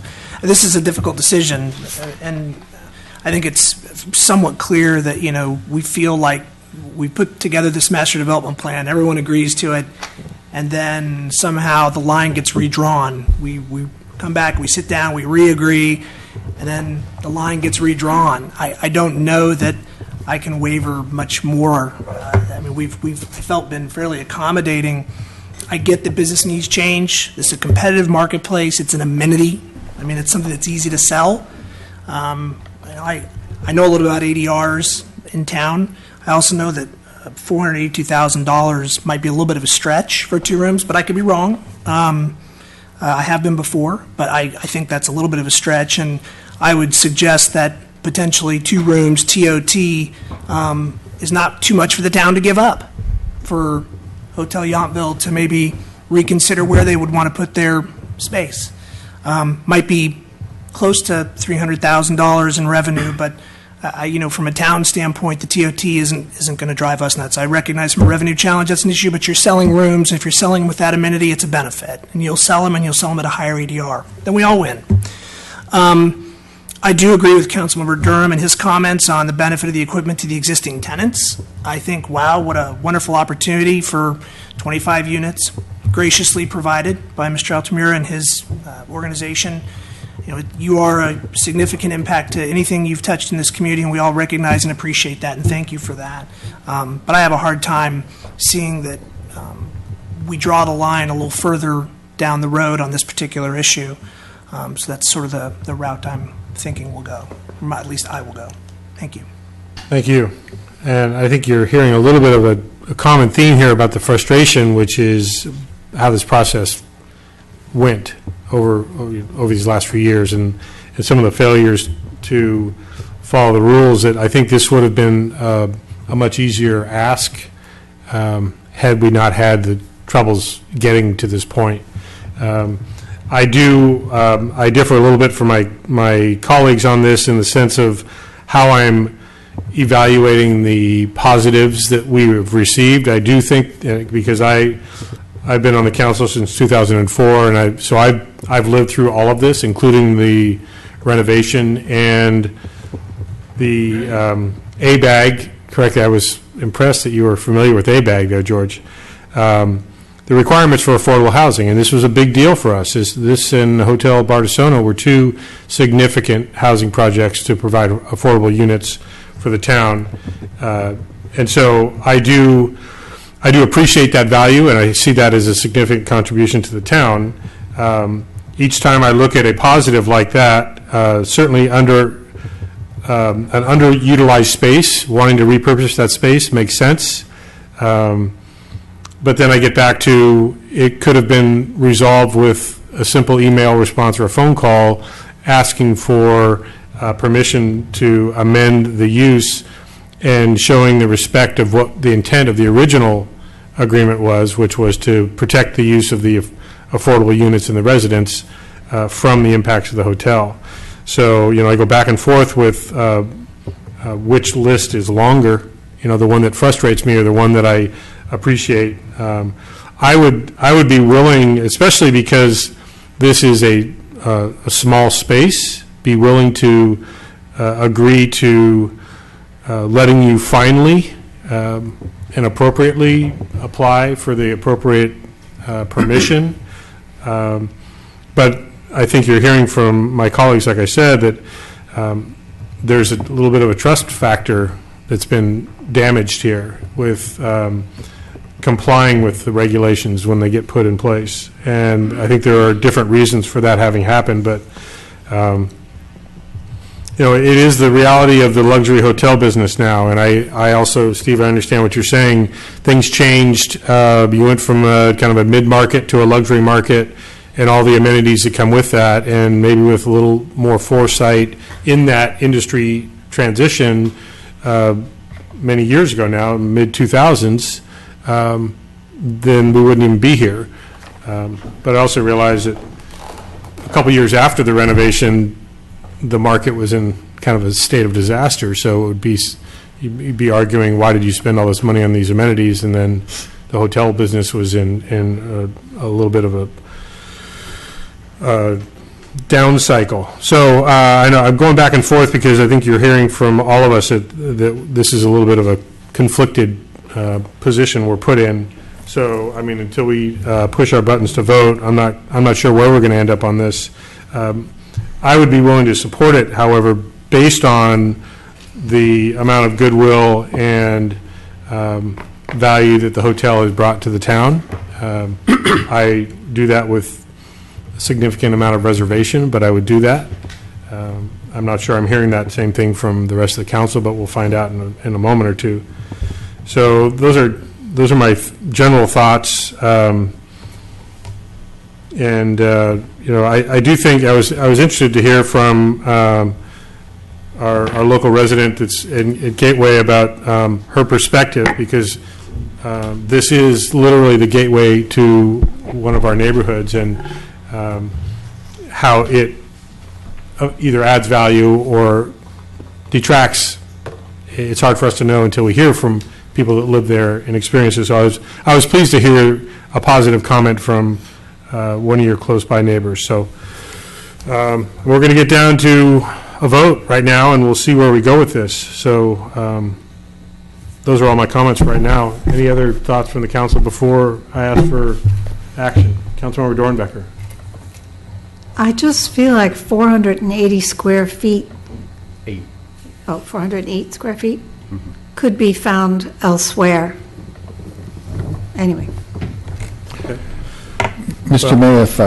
Mayor, sorry, just one, want to share with the council, we do not have a resolution before you because we don't know what the council's general intent. So I just want to make sure that as you're making your motions in consideration, it's important that you let us know what direction you're seeking, because then we will put that together and bring back on a resolution, whether it's approval, denial.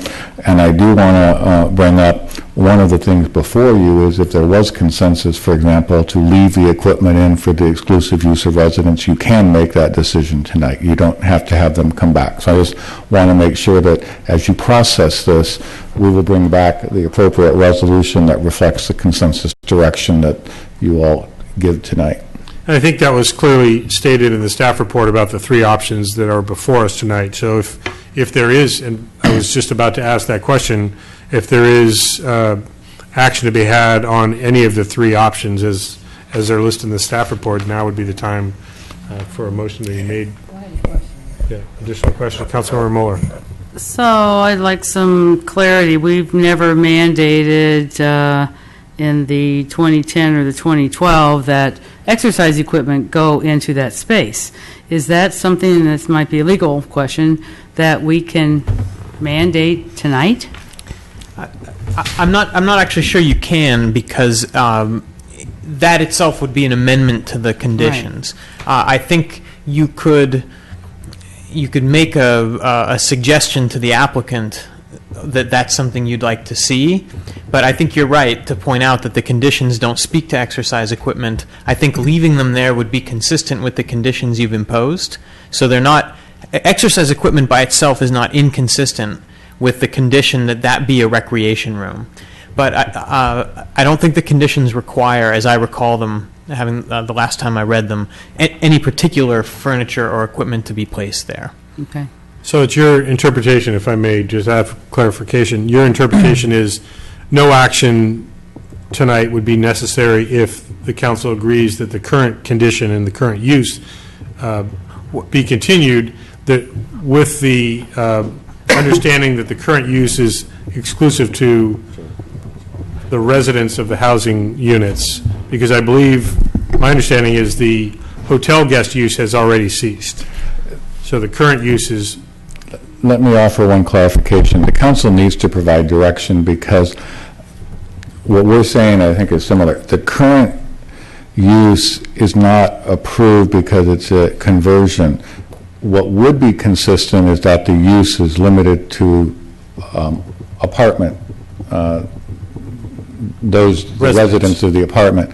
You would need to make a finding that you are okay with allowing the fitness equipment, because in the earlier resolution there was an attachment with an exhibit that identified the kitchenette and a more of a sitting area. So that was a sketch exhibit that was attached. So one of your recitals would need to be that you are in fact okay with, recognizing utilization, that you would allow that to be converted to a exercise room for resident use. So I'm saying if that was the council's direction, we'd ask for some feedback and we would incorporate that in the recitals that would come back to you. So that would be consistent with the change in the master development plan as it related to allowing hotel office use in that space? We would bring back a new amendment consistent. We believe it is consistent. We would add a clarification that this is confirming that the council's okay with this use from what was priorly approved in the 2010 time period.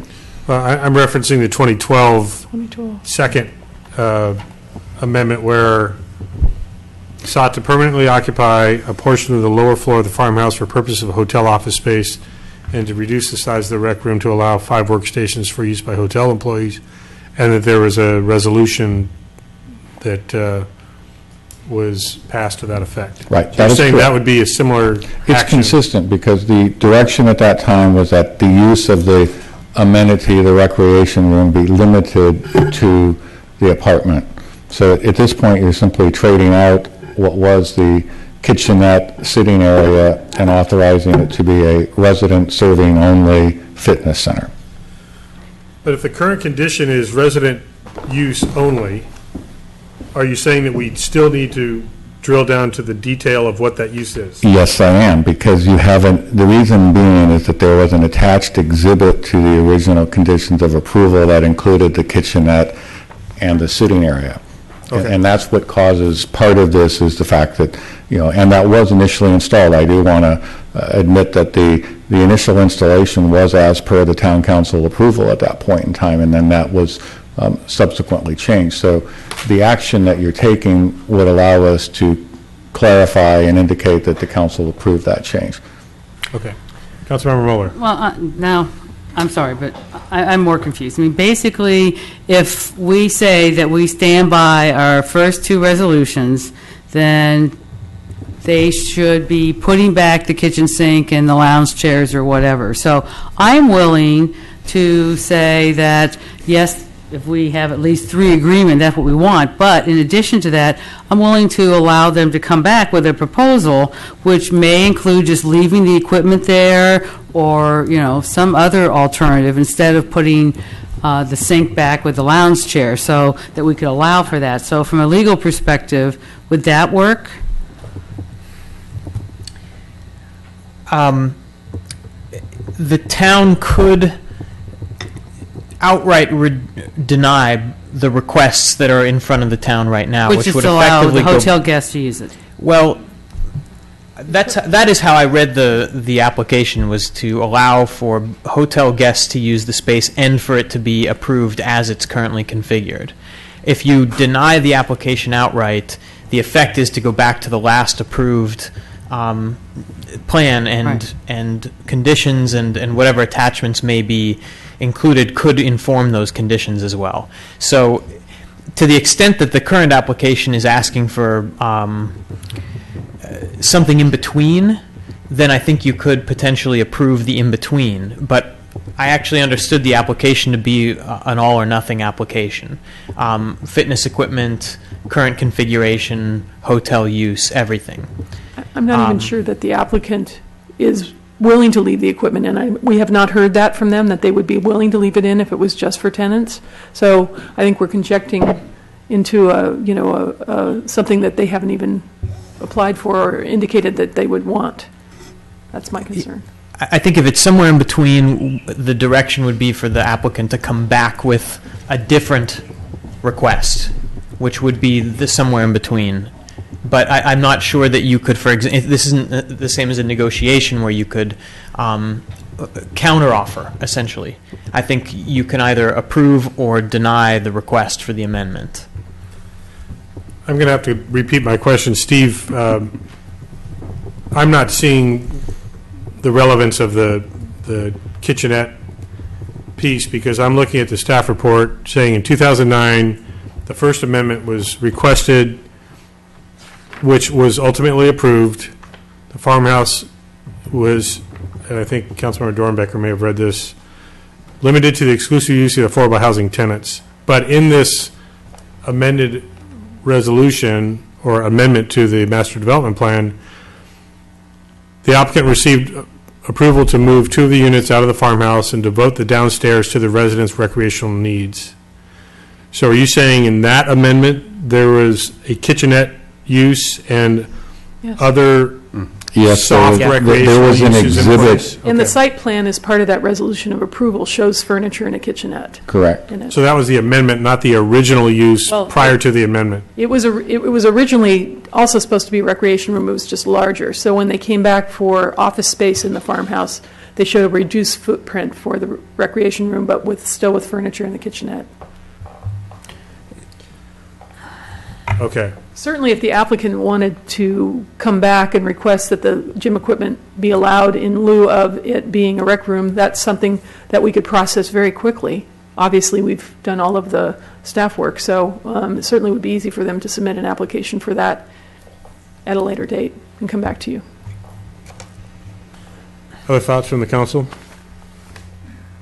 Is there an action proposed by the council at this point? Councilmember Mueller. Action would be that we deny the request that that space can be used for guests, and that they come back and, can we make it a ministerial action to either have the sink and the furniture put back, or leave the equipment for the exclusive use of the residents? I think the motion that we're looking for is to direct staff to approve the request or to deny the request with associated necessary findings prepared in a resolution. I think if it's denied, then it's on the applicant to come back with whatever half measure they think would be approved by the council. So I think that you could not necessarily deny with additional direction to make some changes, but not all. So what would end up coming from a denial would be, yes, the kitchenette would probably have to come back, and I sort of feel like the placement of furniture on that map is not necessarily as important as the kitchenette. So the presence of a chair drawn on the map that was attached to your most recent resolution speaks to me to the intent of the space. The placement of a kitchenette is a permanent item, and that is what you expected when you passed that resolution to be installed. So I don't think that means that they have to have a chair instead of a treadmill, but it does mean that they would have to have the kitchenette replaced until such time as they came back with an application to change that. And that would provide the motivation, hopefully, to do it very timely. Otherwise, they've got to put a sink back. So if it was me, I'd be coming back pretty quick to maybe ask for that. Well, I'll get back to, is there action that's going to be proposed on the request? Yes, I would like to move that we deny the request for the exclusive, for the farmhouse to be amended to allow guests in there. And my findings would be, the council made a very clear motion in 2010 that states the farmhouse is for the exclusive use of for the use of guests is not permitted, and in 2012 the ordinance states that the common areas for tenants be retained. Those are my findings, and there's my motion. Is that motion clear to staff? I'll second that. And just point of procedure here, Michelle, we have no ability to electronically vote. So that's true. We will be doing it verbally. Okay, and I'll manually do it here as your announcement. Okay, so there's been a motion and a second to deny the applicant's request tonight. Any further discussion? All in favor of the motion to deny the request? Aye. Aye. Aye. I'm opposed to that motion, but it does pass 4-1. So the application is denied. There they are. So just to help with direction, so the request is denied, you have the ability to come back to staff and work out a different plan. And that's what I would recommend you do if you want to try to come up with something other than reverting back to what was previously approved, since your intent is obviously to move forward from that. So hopefully that's clear direction, and I'm sure our staff will be hearing from you soon. All right. Thank you very much. So Michelle, that explains why I haven't seen any requests for speakers, or we don't have any of those features. Yeah, it was just there. I know, but Michelle did it manually. But I'm not seeing any requests for speakers. I'm not seeing any voting motions, seconds, any of that stuff. Is the internet down? I think the internet's down. The internet's down? I have no idea. Just- So Okay. I have a note for the speakers, but yeah. Okay. I'm working Just on it. going forward, because there'll be a similar issue on this next item. Town hall is okay. Town council's internet is fine. It's the other one that's not. Okay. Well, we're going to move forward. We can actually do this verbally like we did it for 50 years prior. And we're going to move on to our next item, which is a concept review for Handwritten Tasting Cottage. And before we proceed, I won't read my very legal, easy disclosure, but I will state that I'm going to need to recuse myself from this item, and I'll invite Vice Mayor Hall to chair it, because my wife is employed by the Good Life Wine Collective, and they are the folks that are bringing this concept forward. And if the council moves forward with this concept to other stages of approval, I will need to be recusing myself, since I do have a direct family connection to this business. So with that, Vice Mayor. Thank you. And I will actually need to make a disclosure myself, so if I can try to find that. Oh, why not? Oh, you're fine. I'm waiting for you to. No, not necessarily that far. I have consulted with the town attorney, and I've been advised that while the discussion on wine tasting room regulations and/or the concept within the town of Yountville will have no direct impact upon the operations of my employer, Cliff Lady Vineyards, to the extent that there may be indirect impacts upon my employer, these economic impacts are not significant enough under the regulations of the FPPC to result in my disqualification. At this time, I will elect to participate, but I'm required to disclose that I'm an employee with Cliff Lady Vineyards, serving as its chief financial officer. Oh, we have one more. No. Oh, okay. So, with that, we'll go back to the item, this is 15442, concept review, handwritten tasting cottage. Discussion and direction regarding conceptual review of conditional use permit for the handwritten tasting cottage to provide wine tasting, wine retail, stationery, and writing tools retail, and residential apartment units located at 6490 Washington Street. And so, if we could have a staff report, please. Good evening. Tonight you have before you a request by the applicant to consider a conceptual plan for the vacant parcel between Ranch Market and the Priest Ranch tasting room. And the request, as you noted before you, is a conceptual review of a broad plan of 3 different uses on the site. You won't be giving approval tonight, but you'll be giving them feedback so they can decide whether to move forward or not. I should also note that while you do have a conceptual site plan in front of you, it shouldn't be relied upon as what the ultimate development would look like in terms of buildings or circulation or parking or any of that. Everything would be developed in the future, given positive feedback from the council so that the applicant can move forward. So the main component of the conceptual plan is a ground floor wine tasting use.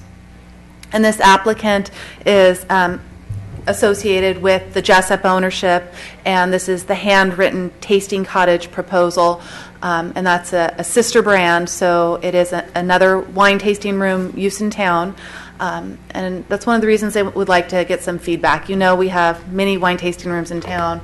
There are 14 tasting rooms alone. We have a couple wine shops. We have food uses that conduct wine tasting, and then all of the restaurants, again, with a wine element. So this applicant wants to have a little certainty before moving forward with another wine tasting use. There's been discussion in the past at the council as to whether there may be an over-concentration of uses.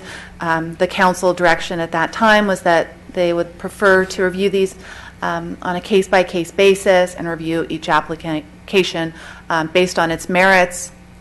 You know, even tonight we've had a little of the discussion of local serving uses in town, and we have seen uses evolve toward this food and wine concept that is in high demand. And you may say that the local benefit is the revenue that goes to the town's coffers and improves the parks, and it's not maybe a direct benefit like a market or a drugstore, but certainly it could be said there's a benefit in town. So the council has also elected to regulate tasting rooms with the retail diversity ordinance, and that ordinance requires that 25% of the use to be devoted to a non-wine retail use. So you need to go beyond wine glasses and corkscrews and things of that nature. And this applicant has a really creative and interesting proposal that ties in with the handwritten name to provide fine stationery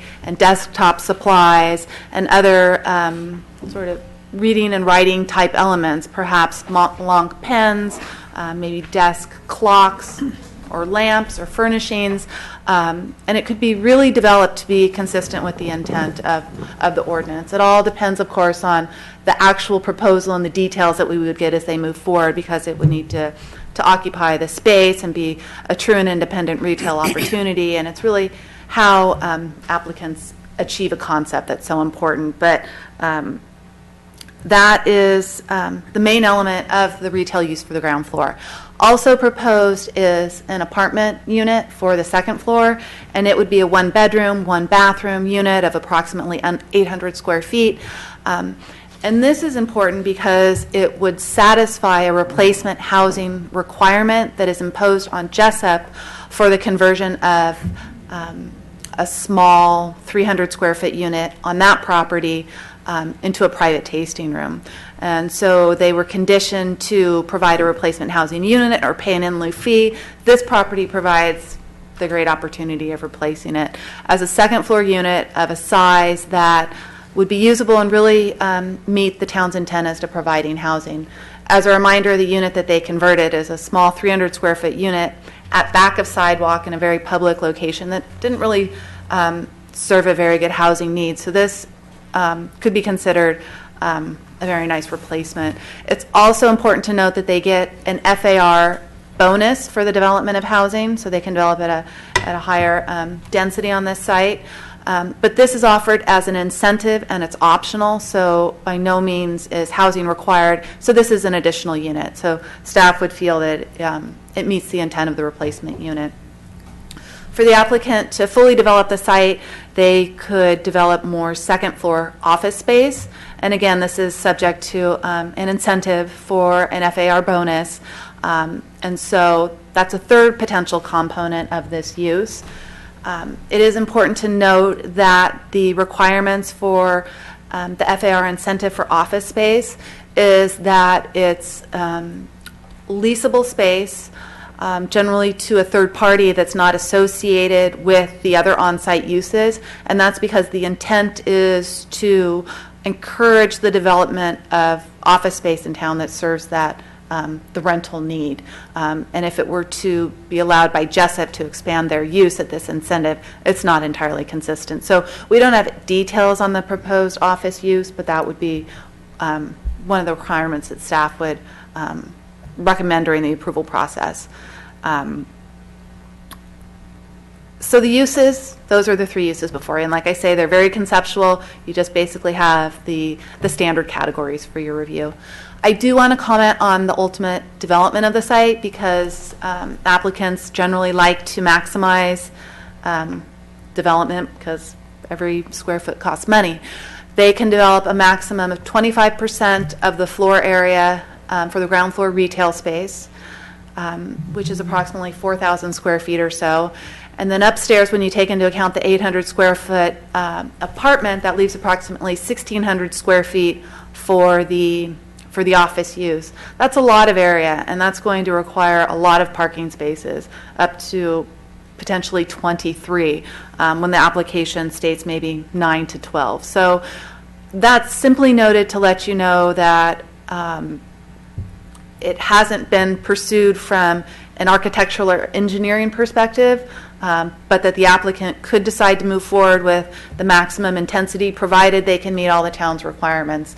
And engineering can get creative. They perhaps can cantilever the building, provide parking to meet the minimum requirement, and then additionally provide the open space and the circulation and everything else that's needed. That, however, is not before you tonight. It's just an indication of what the challenge of this development of this site might be, but also what its potential is. So the applicant is seeking your feedback tonight on those elements that I've noted. What they're looking for is positive direction so they can go to the drawing board and come back before you. Thanks. Okay. Thank you. Any questions from staff? Councilman Muller. Who's the applicant? The applicant is Judd Wallenbrock, who's with Jessup Sellers, and these are sister brands of the Jessup membership. So it's a Jessup business. It's handwritten. Okay, so just it's so, all of those people. All right, so just so I'm kind of clear, there's somebody in Sacramento that owns a lot, and they would allow the Jessup people to build on that lot. Correct. So that's kind of the general plan. I think that's a great opportunity, and there is a representative of the property owner as well. The property owner solicited, you may recall, partnership proposals. And I think there's some interesting backstory that hopefully they will present when they discuss it. And at this point, they've narrowed it to a small number of finalists of proposals. And this is the doctors group would like to work potentially with this partnership because of the connection in the community. And I probably will clarify one thing. It is the Good Life Collection, which includes Humanitas, Jessup Sellers, and Handwritten, if I'm getting that correct. So it is a sister ownership, but that would be the structure. So this is a joint development partnership. The reason they're looking forward to it is they're interested, obviously, in knowing that their intended use is going to be potentially supported by the council if they're going to enter into a development partnership with the doctors who own the property. And So that's why they're here, and obviously the property owners had to consent to allow them to get this far in front of you. Any other questions from council? I have a couple quick questions, Sandra, please. So just so I understand, I know this is conceptual, but if they were to put a residential unit on top of this projected item, but then give up a unit at the Jessup site, aren't we really net zero on, so we're developing a parcel with a net zero residential increase, is that correct? Although this isn't zoned residential, It's considered, it would be considered a replacement unit that would satisfy the condition of approval of that project to allow the conversion. It's a net gain of zero because we're losing one, we're gaining one. I think when you look at the size of the unit and the fact that it's a one-bedroom of 800 square feet and that it could actually be used, we would look at it as a benefit. right, okay. So then my question to staff is, should this proposal come forward at some point in time after we give direction, should it come forward as an application with a unit on top, would it then have to be consistent with and tied to the other one, or would they have to come one before the other, or is there any idea around how that concept would work? Because we wouldn't want to give up the one unit on the north end of town, then everybody say, we can't afford to do this, we're not going to. Actually, that's a great question, and let me say, you've already put the condition in place. The council's already taken the action on Jessup, so they're in a holding pattern until they can meet compliance. Okay, so this is the replacement? Okay, just trying to make sure that we don't put the cart before the horse. And again, the property is zoned, that property could be built without a housing unit because it does not, it's a mixed use and we offer a density bonus right now for both office and or the housing. For example, and I want the applicant, they may look at 2 units depending on it because 2 units could require less parking. So, there's still some play, but they are letting you know that they want, their intent is to make sure that we're comfortable that if they proceed, that this housing unit will then let them proceed with their ultimate plans that they wanted to do at Jessup that you've already approved, with that little asterisk that, they can't do it until they have a replacement. And so I think the applicant will be more than happy to probably share their perspective with you on that.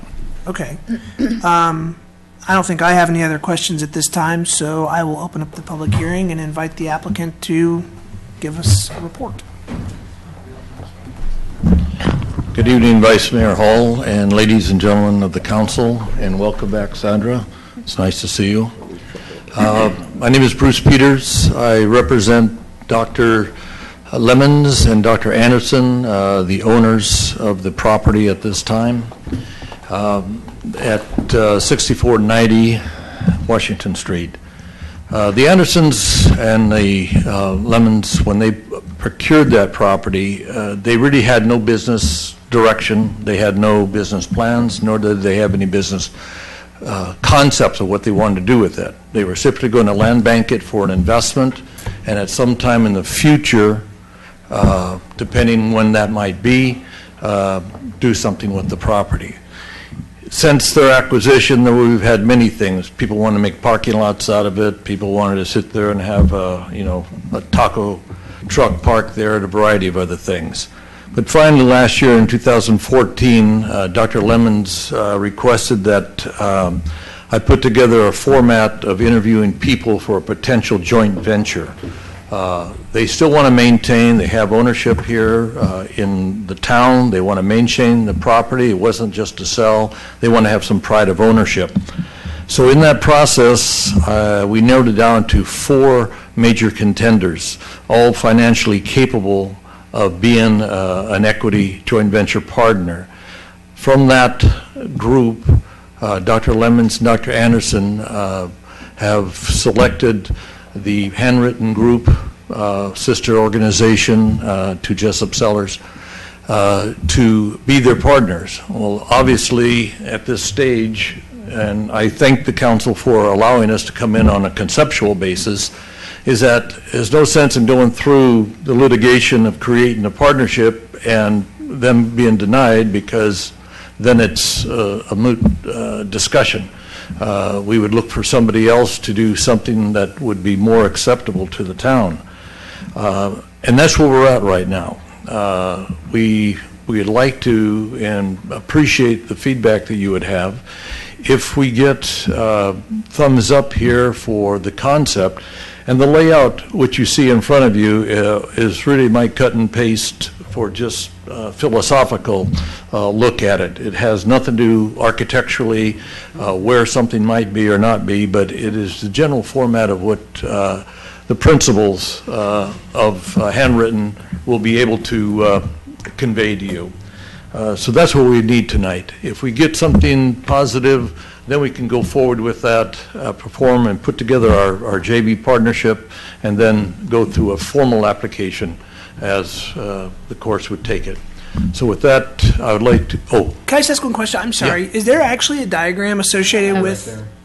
Yes. We don't have it. You don't? Aha. Did not want to short sheet you guys today. Well, no, that's why we want to be able to digest it Yes, all. okay. I thought you had that in. No, that's, thank you. I did too. My apologies. It's all right. I think we'll have to share. We'll share. Okay. Yep. Okay. Pretty much conceptually, not much tie-in with the neighboring properties and all that, but I think at this stage, I think it's important for the principals to come and give you a more in-depth discussion on the use, et cetera. Okay.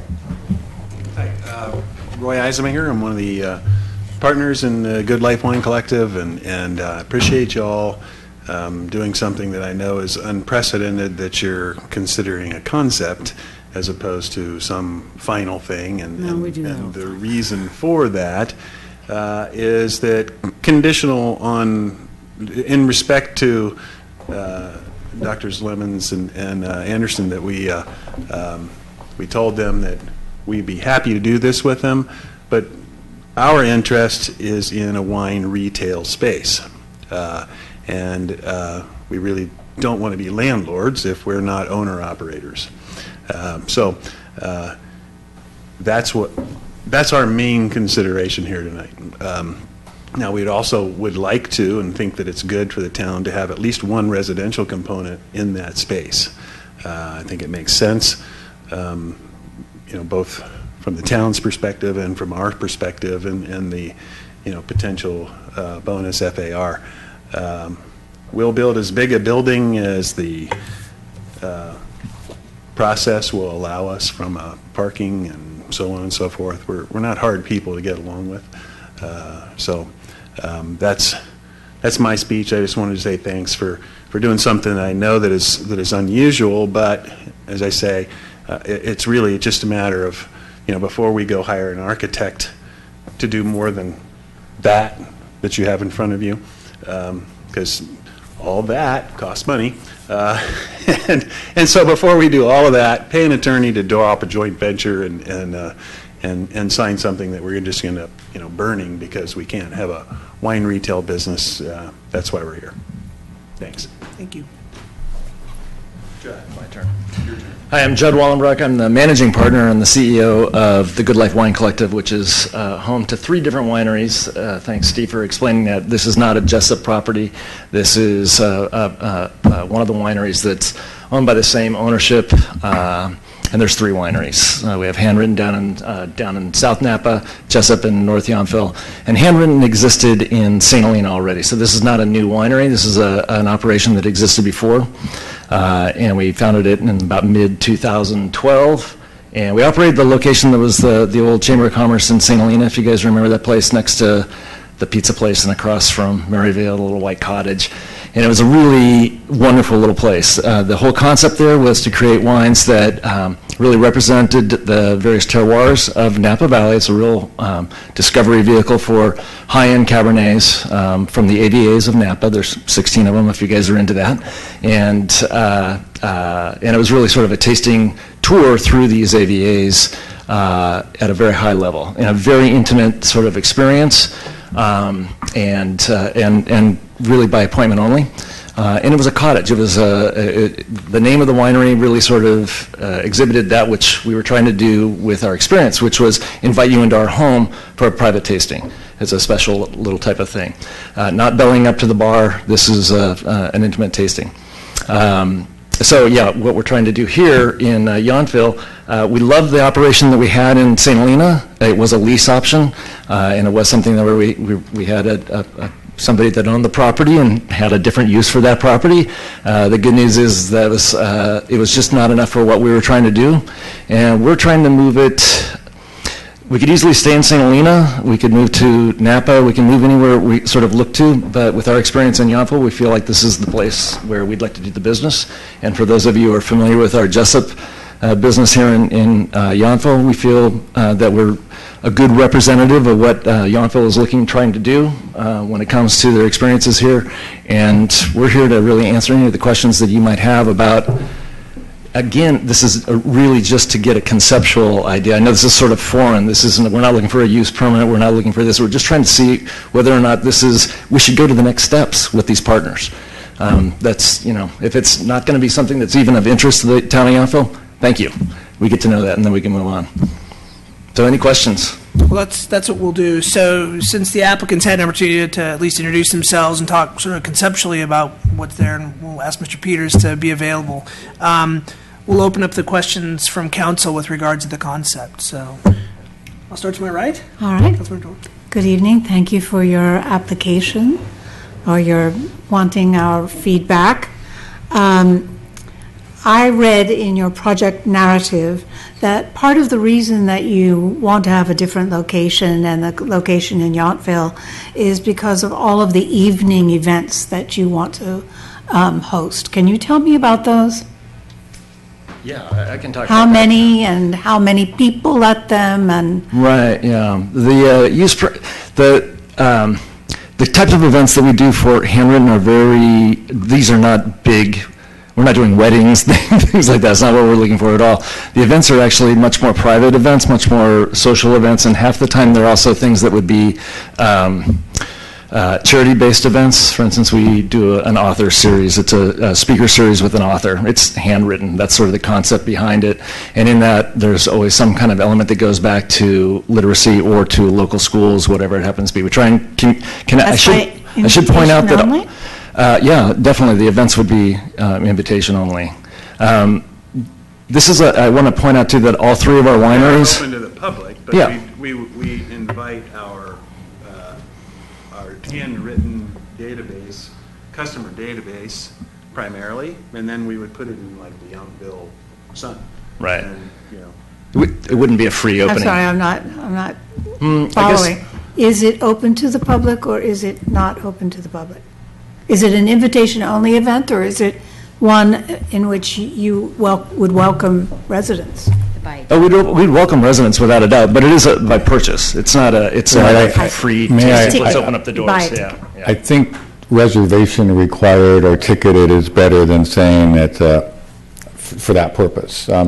Similar, right. I understand. If Okay. you may be That's what I familiar, was trying to- Jessup has had the art series where they've had a few things, and it's open to the public, meaning people can buy the tickets, make reservations. That's what I was just. Primarily cultural events. That's really what they are, so that people can come in and discover things culturally. One point that you should all know about all three of our wineries is that they are not traditional wholesale three-tier system, if you know that term. It's all consumer direct, so we don't export our sales to New York. It's all consumer direct at the facilities themselves. Well, one of the things that I have become concerned about in our town is the price point of things. Mont Blanc pens and things, that's a very high price point. And, you know, we're really looking for something that our local residents can really enjoy as well.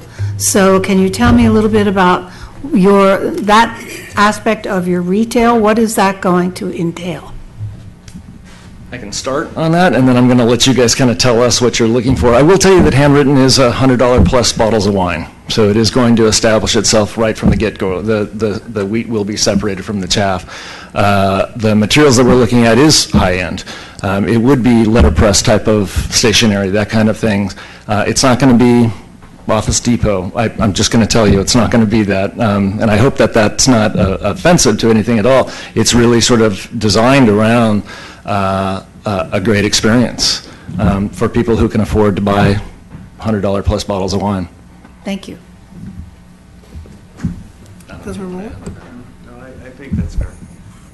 I guess my own personal perspective is that within a very short drive from the town of Yountville, if you choose to, if you want, for the lack of finding another, like a Cross Pen, for instance, as opposed to a Mont Blanc, there are several options, 5 miles down the road. It's just, if we've just started the exploration process with Mont Blanc, and they're picky. They may decide that, this little hamlet is not going to be someplace that they're interested. We would like to partner with them, but if not them, the concept of having fine writing tools, fine paper, furniture. Yeah, and cards that you don't find at, not Hallmark cards, something that's handmade or limited production, so on and so forth. Something a little. I understand. A little different. Thank you. Yeah. Okay. Councilmember Durham?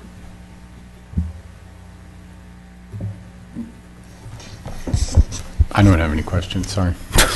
Okay, I actually have a couple. So, would you assume that the tasting room is open to the public, or is this one that's by appointment only? Because I think I heard that it's by appointment only. I know a $100 bottle of wine, I mean, you segment out a group of people that would or would not come in to taste, but for $25, you might have different people come in to taste. So is this open to the public, or I'm not exactly sure what our current ordinance allows? By our use permit, it's by appointment, but the retail part of it is anybody can walk in anytime to do that. And plus, and I think you probably, coming from Cliff Letty, you know how this works. You can make an appointment at the door.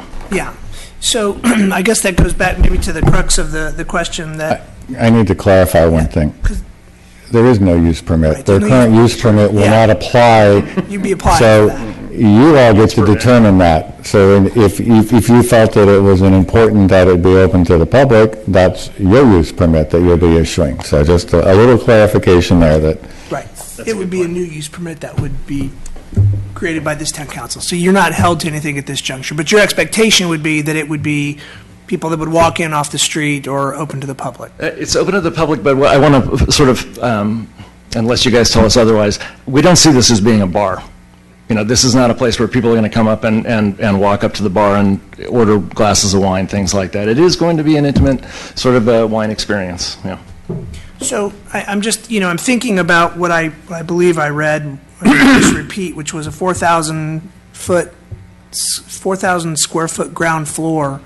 And it looked to me that you would be proposing a driveway to the south of the property, at least in general. 4,000 square feet seems like a pretty big building. Can you give me a sense of concept of? I think that would be a very aggressive, from our perspective, footprint. I don't see us with a 4,000-foot building. Richard, I'll just tell you, when we looked at it with our architect, we looked at a 2,000 square foot footprint with 2,000 above, so 4,000 total square feet. 4,000 total. Yeah. Okay, so the bottom footprint. I read this too and went, well, okay, whatever they want to give us. Yeah. Okay. I was taken aback by the number. Our concept and discussions with the dirt owners at this point was a 25% FAR of the existing 16,500 feet. So we were thinking, we'll put a 4,100 square foot building. Maybe we'll get an extra 200 or 300 feet because of the residential / office component. But again, it has to work for parking. It has to work for everyone. Okay. No, we're not going to. I don't see us trying to shoehorn a building into that space.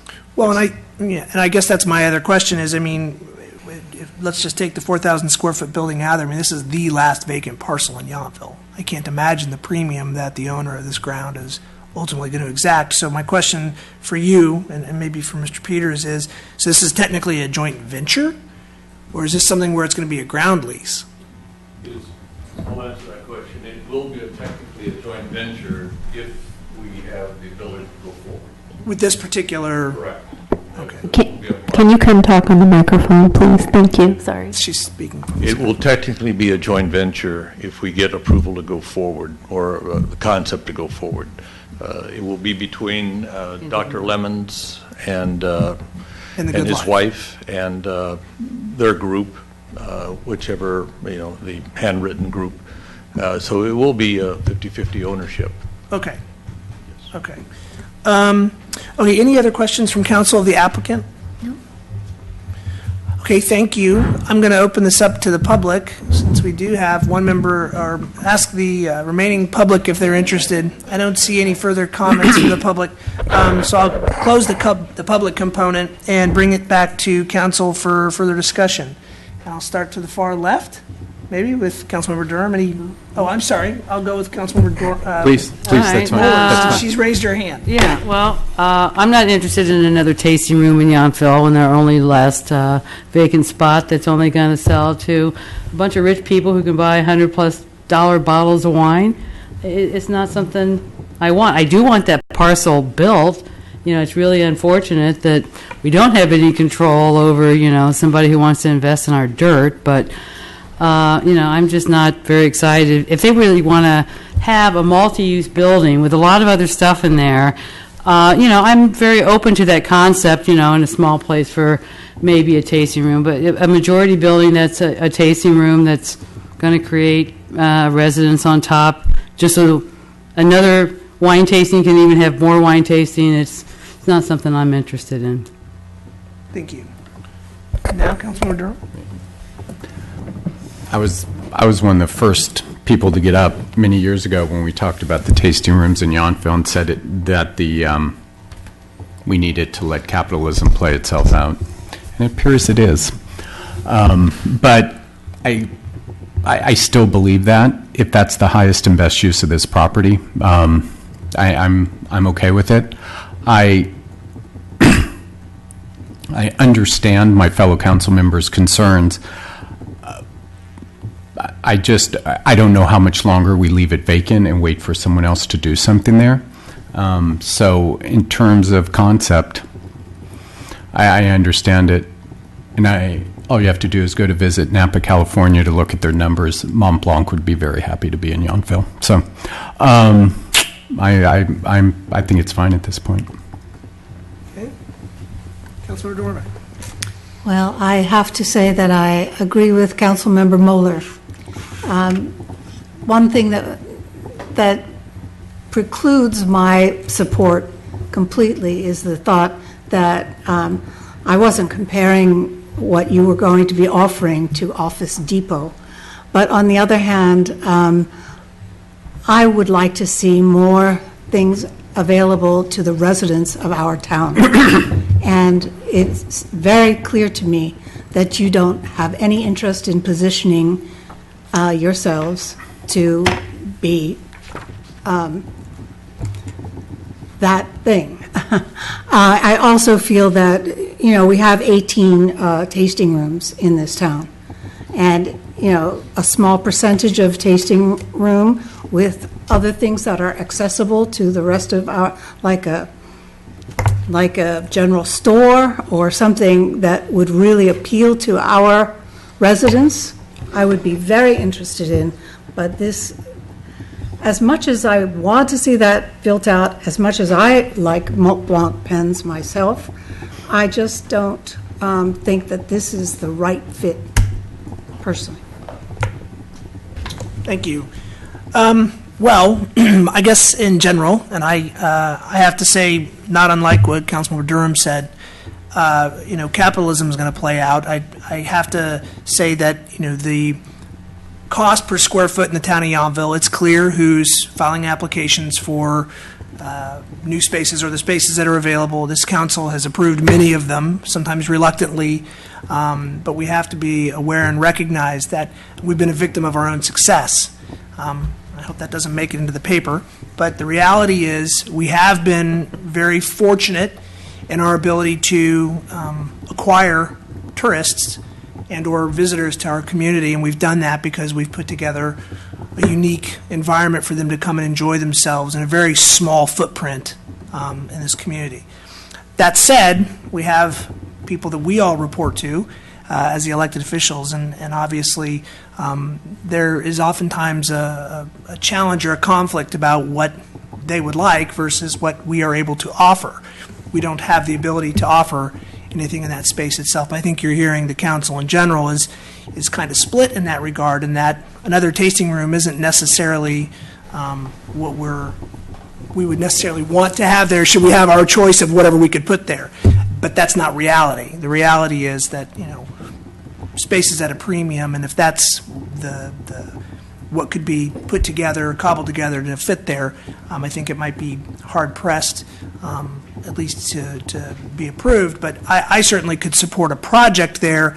I just think that we might be looking for it to have something that would be more open to or available to the local demographics that we have here, recognizing that, not unlike a college town for a certain period of the year, there's more of them than there are of us. That's not to say that I wouldn't support it or I would support it. It's to say that I recognize that that's kind of what likely is going to occur there. I do see the additional need for office space. We've talked about that in other areas and other potentials or capacities, because there is no office space in this community. It would be nice to have additional office space if that could be something that could be considered as a part of that program. But I do differ from the other two counselors with regards to another tasting room, in that that's why we've left it. We don't want to put a moratorium on these things because we know who the applicants are likely to be. And to say to one of the biggest employers of the valley, namely the wine industry, that we aren't willing to support it in this community, I think is a little myopic. But that's my opinion, and it doesn't necessarily mean that I would approve another tasting room. It just means that I'm recognizing that this is what Napa Valley is currently known for, and hopefully that will not change, because that's how I'm employed. But with that, I hope that we've given you some direction. I don't know that there's any further feedback or commentary that you're looking for. Yeah, actually, there would be. Run to the mic. Thank you. As I stated earlier, we're pretty easy to work with. My partners and I are interested in knowing that as we go through the process, that this panel is not on its face going to say no to a wine tasting, a tasting room, a retail wine business in that building. There's no way that 4,000 square feet is going to be dedicated to wine. It's not a chance. If we decided to build 4,000 square feet at the bottom, it would probably be two-thirds something else. We don't need anywhere near that amount of space for a wine tasting experience, such that what we're envisioning that Handwritten embodies. And so it's why we're interested in the feedback. Don't think you're hurting our feelings. I mean, I expected this. Not personal. Right? We want to have space that in the building that someone else rents. That's good for us. We are going to be owner-operators in the wine business, but there's going to be a significant portion of the rest of the building that is either residential or office. There's going to be someone else's space. So just, I guess to be clear on that, we're not recalcitrant. And I do hear, your point that it's difficult for us, as we have a luxury wine brand. What do we pair that with? It's not, when you require us to put 25% of the space to something else. Well, what's that something else? And as you look across other luxury items, because that's this town, I mean, it's not, there's not a Howard Johnson's, and there never will be. They can't afford it. And we can appreciate that, and just to keep us on task, and I'm grateful for your feedback. I just thought it was, I think you have to understand the spirit of this, that I really appreciate the feedback, and we need some direction on whether or not we're now going to engage the next level of the process, simply. So. If I may, I just would like to address what sounds to me like a request for a commitment from the town or some kind of an assurance, and I need to be clear that somewhere down the line, someone's going to come and request the council to sit as a quasi-adjudicatory body and look at and evaluate a proposal and make a determination. And due process requires that that person approach a neutral decision maker that has not expressed a prejudgment. And so while I think it's okay to bat around concepts, the council needs to be very careful about making any assurances. And I think the council's well shy of that. But it does sound like the applicant is pushing for more than just concept. And I just want to caution the council to be aware of that line and of that danger in this conversation. And we've closed the public meeting, so I thank you for your comments tonight. And we've given as much direction as I feel we possibly can.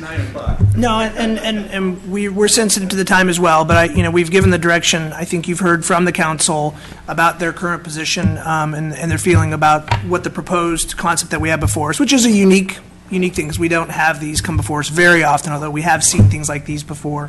And I trust that at least it gives you some guidance. Working with staff clearly would give you further guidance as to what limitations and requirements and ordinances would allow you to do in the space should you decide to move forward. And with regards to use and those types of things, that would ultimately have to come back to the council if that was what you decided. Okay? Thank you. As a public, thank you, council, for your feedback and staff for your guidance. We appreciate it. Thank you. Thanks very much. Thank you. Okay, with that, we can call the mayor back into the chamber. Do we have to? It's technically your meeting. It is? Yes, we'll call him back. Huh? Yeah. Oh, my 5 minutes of fame. Where's 15 seconds? It's colder in here than when I left. all the bodies left. Somebody turned the air conditioning up. Okay. Discussion level. I don't know, I couldn't hear it. Obviously. No, I'm saying from you. Oh, yes. Thank you, Vice Mayor. I ignored Councilmember Durham's comment. So where are we? We're down to staff informational reports. Yes, we are.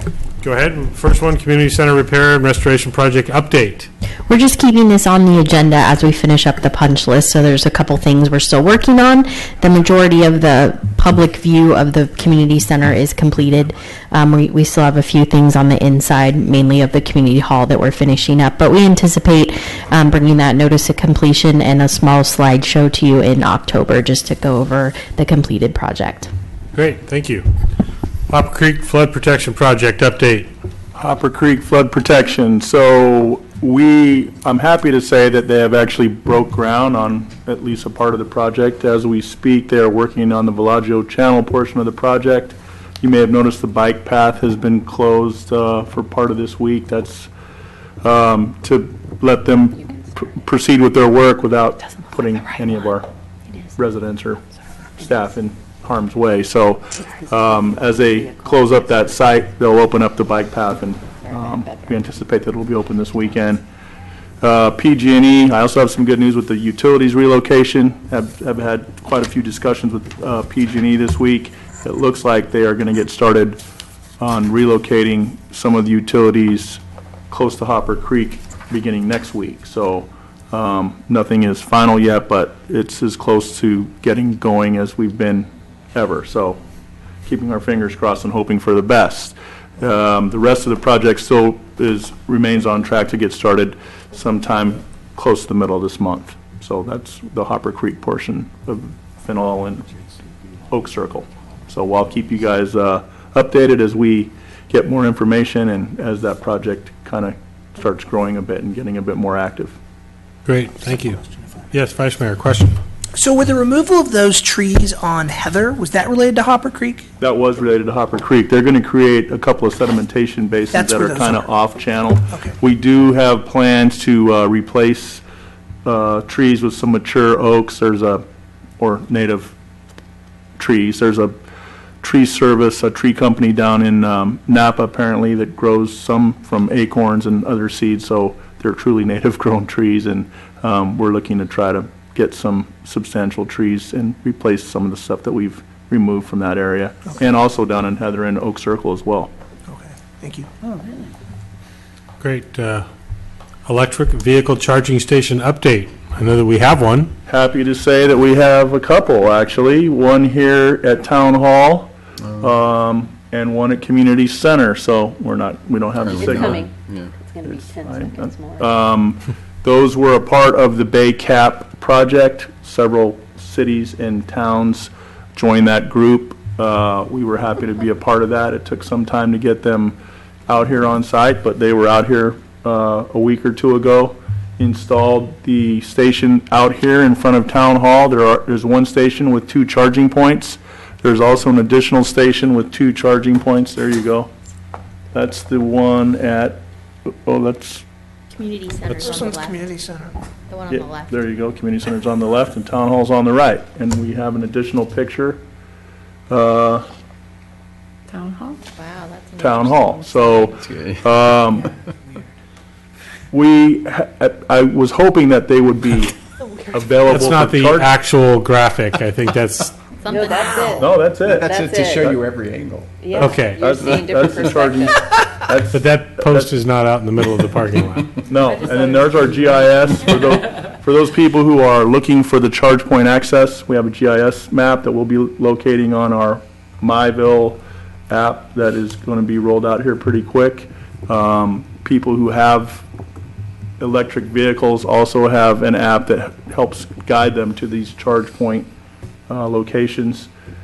At this point, we are still trying to work with ChargePoint to get both of those active. So we're working on that. I was hoping that would happen by today. We're anticipating by the end of the week, those will both be live. So, Joe, you're trying to say this is going to put Yountville on the map? going to put us on the map. So he waited a long time for that one. Yeah, He did. he was thrilled to get that in.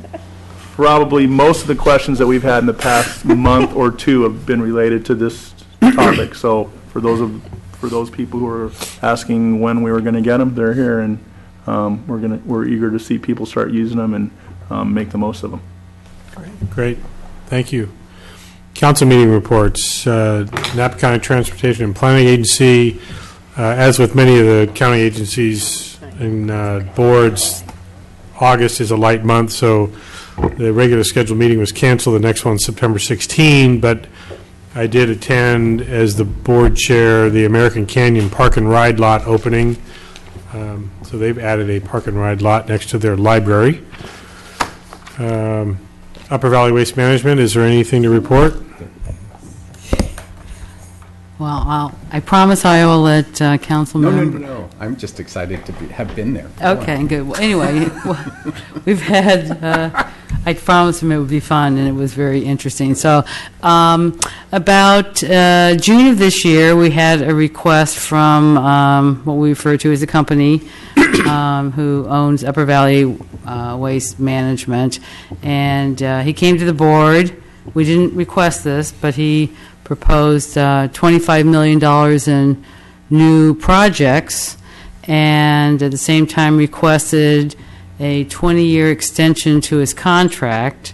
His contract runs currently until 2025, so this contract would go to 2047. And so the projects were $25 million, and if we extend his contract, we guarantee him a profit of $1 million a year. So it was essentially a $45 million decision. And so the board decided to form an ad hoc committee, and I was part of that, and we decided and recommended to the board to hire a consultant to help us evaluate how to deal with quite a large issue. And we were able to convince the board, and we found a good consultant who was going to help us with a strategic plan and a visioning statement so we could set policies in terms of what kind of sustainable projects we might want to look at, and also evaluate the projects. And it was unanimous opinion at the board. We had a lot of public who had a lot to say. Every seat was taken. It was a full house, and then the next day, the owner of the Upper Valley Waste Management Company sent us an email and requested that he withdraw his request for $25 million in projects and a 20-year extension. So, our next meeting will be September 21st, and even though we approved the use of the hiring a consultant to help us with mission and visioning and understanding how to set policies so we could evaluate big projects like this, that's still going to be on the table. We also expect a very large public to help us evaluate that. So it's been a pretty busy several months with a lot of twists and turns. Oh. All right. They heard Councilmember Durham was coming to the meeting, and they wanted to Yeah. see what he was all about. That's what it was. I was quiet. Of course you were. Watershed Information Center and Conservancy. No, we did not meet this month. All right. Napa County Agricultural Protection Advisory Committee. We did wrap up our, 10 meetings, 4 months, whatever it was. There will be a draft report going to the Planning Commission tomorrow, and then the official report is going to be presented on September 16th at the Planning Commission meeting. We did come up, the last meeting, we had about 8 affirmative votes on recommendations after having, I think, 2 or 3 in the previous meeting, so it was kind of fast and furious. Due to the late hour, I won't go into all the summary of what we decided, but that you'll be seeing the final report in a summary form as well as a detailed form being presented, like I said, a draft tomorrow, and then formally on the 16th. So I think there was some really solid progress made. One of the two of the highlights, I think, I would call them highlights, the annual self-certification that would be required of all wineries, new wineries, or actually existing and new wineries, to validate their compliance of their use permit, which is a big deal. That's one of the concerns that people feel that the rules aren't being followed by some of the wineries, so they want validation of compliance. Another thing that I think is going to be fairly important is 20% total developable space on parcels in the ag preserve and ag watershed. And that's a cumulative total. It used to be that you could have about 40% of a parcel that could be a winery use, and then another 25 that could be a residential use, and other accessory uses that could add up to a significant amount of any parcel being developed as opposed to protecting that ag land. So to put a 20% maximum cumulative total on that, I think is going to have a very positive impact on future development. I'm one of 5 that's on a subcommittee to help kind of wordsmith the final report before it goes to the Planning Commission. So that's a little more homework to do there in the next few days. Reports and announcements, or do we have any other meetings that were not listed on here? I have one from the Go Green team. Okay. So the Go Green team met on August 25th, Tuesday, and we had a review of the Bardessono to look at all of the LEED certification qualifications that they met. And it was very interesting because we found out during that tour that water wasn't even a consideration during their LEED certification process.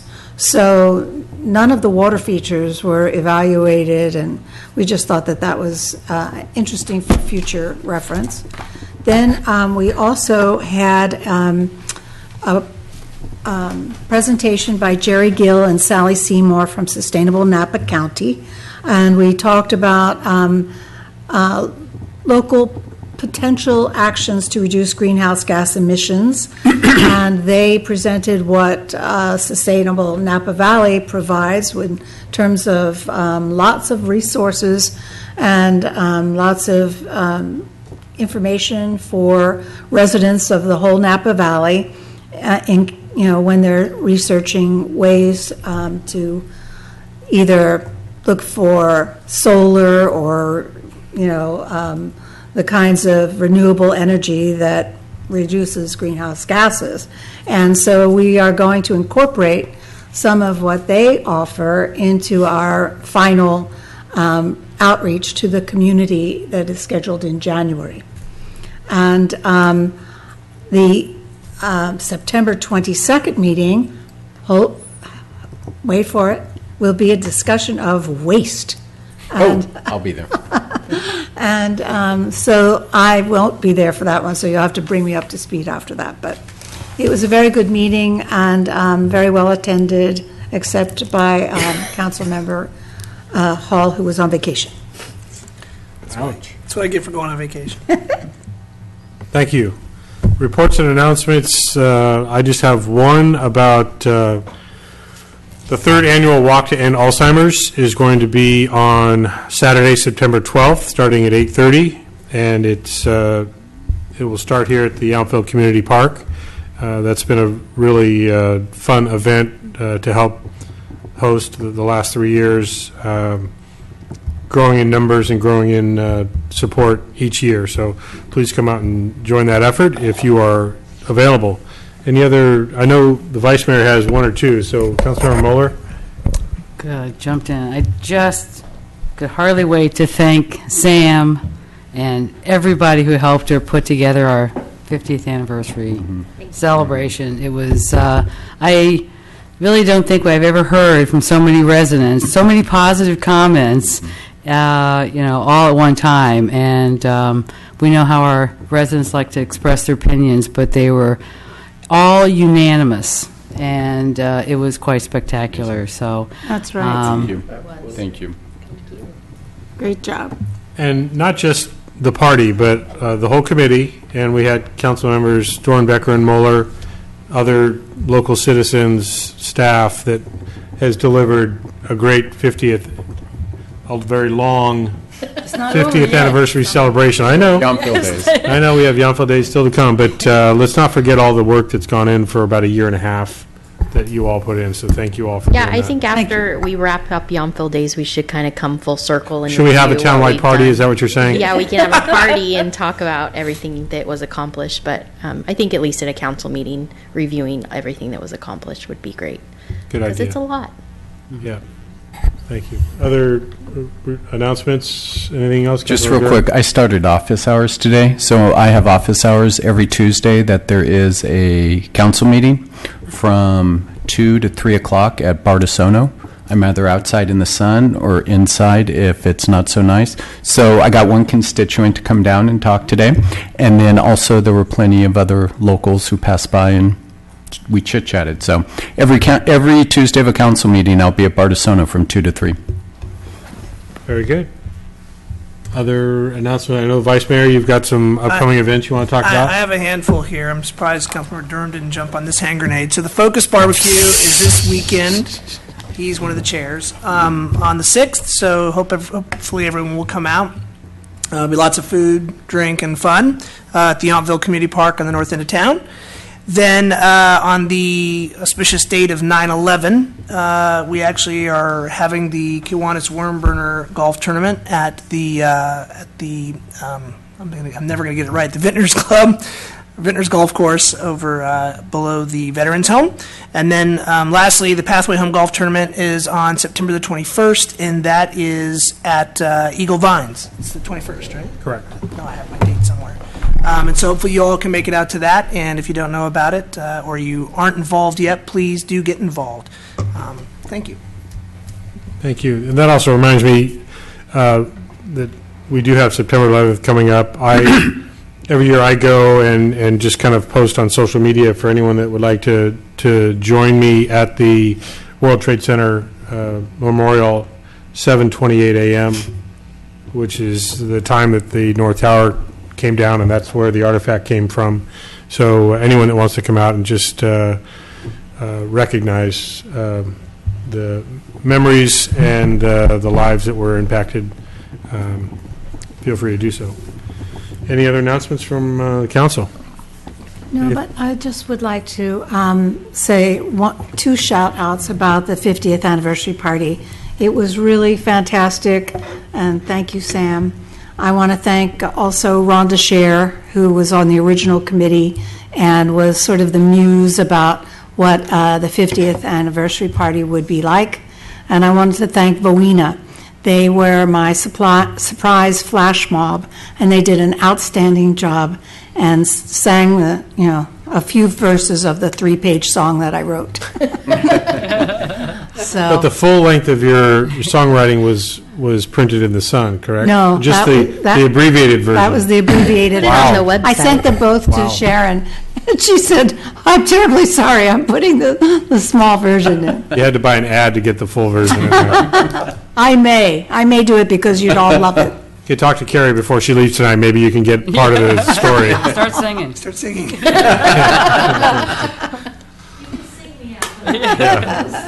With that, I believe our regular business is over. We do have a closed session to go into. So if our attorney would like to read the closed session item before we adjourn to that closed session. And perhaps invite public comment if there is any on the subject, such as it is. The closed session is... Your microphone, Mike. Oh.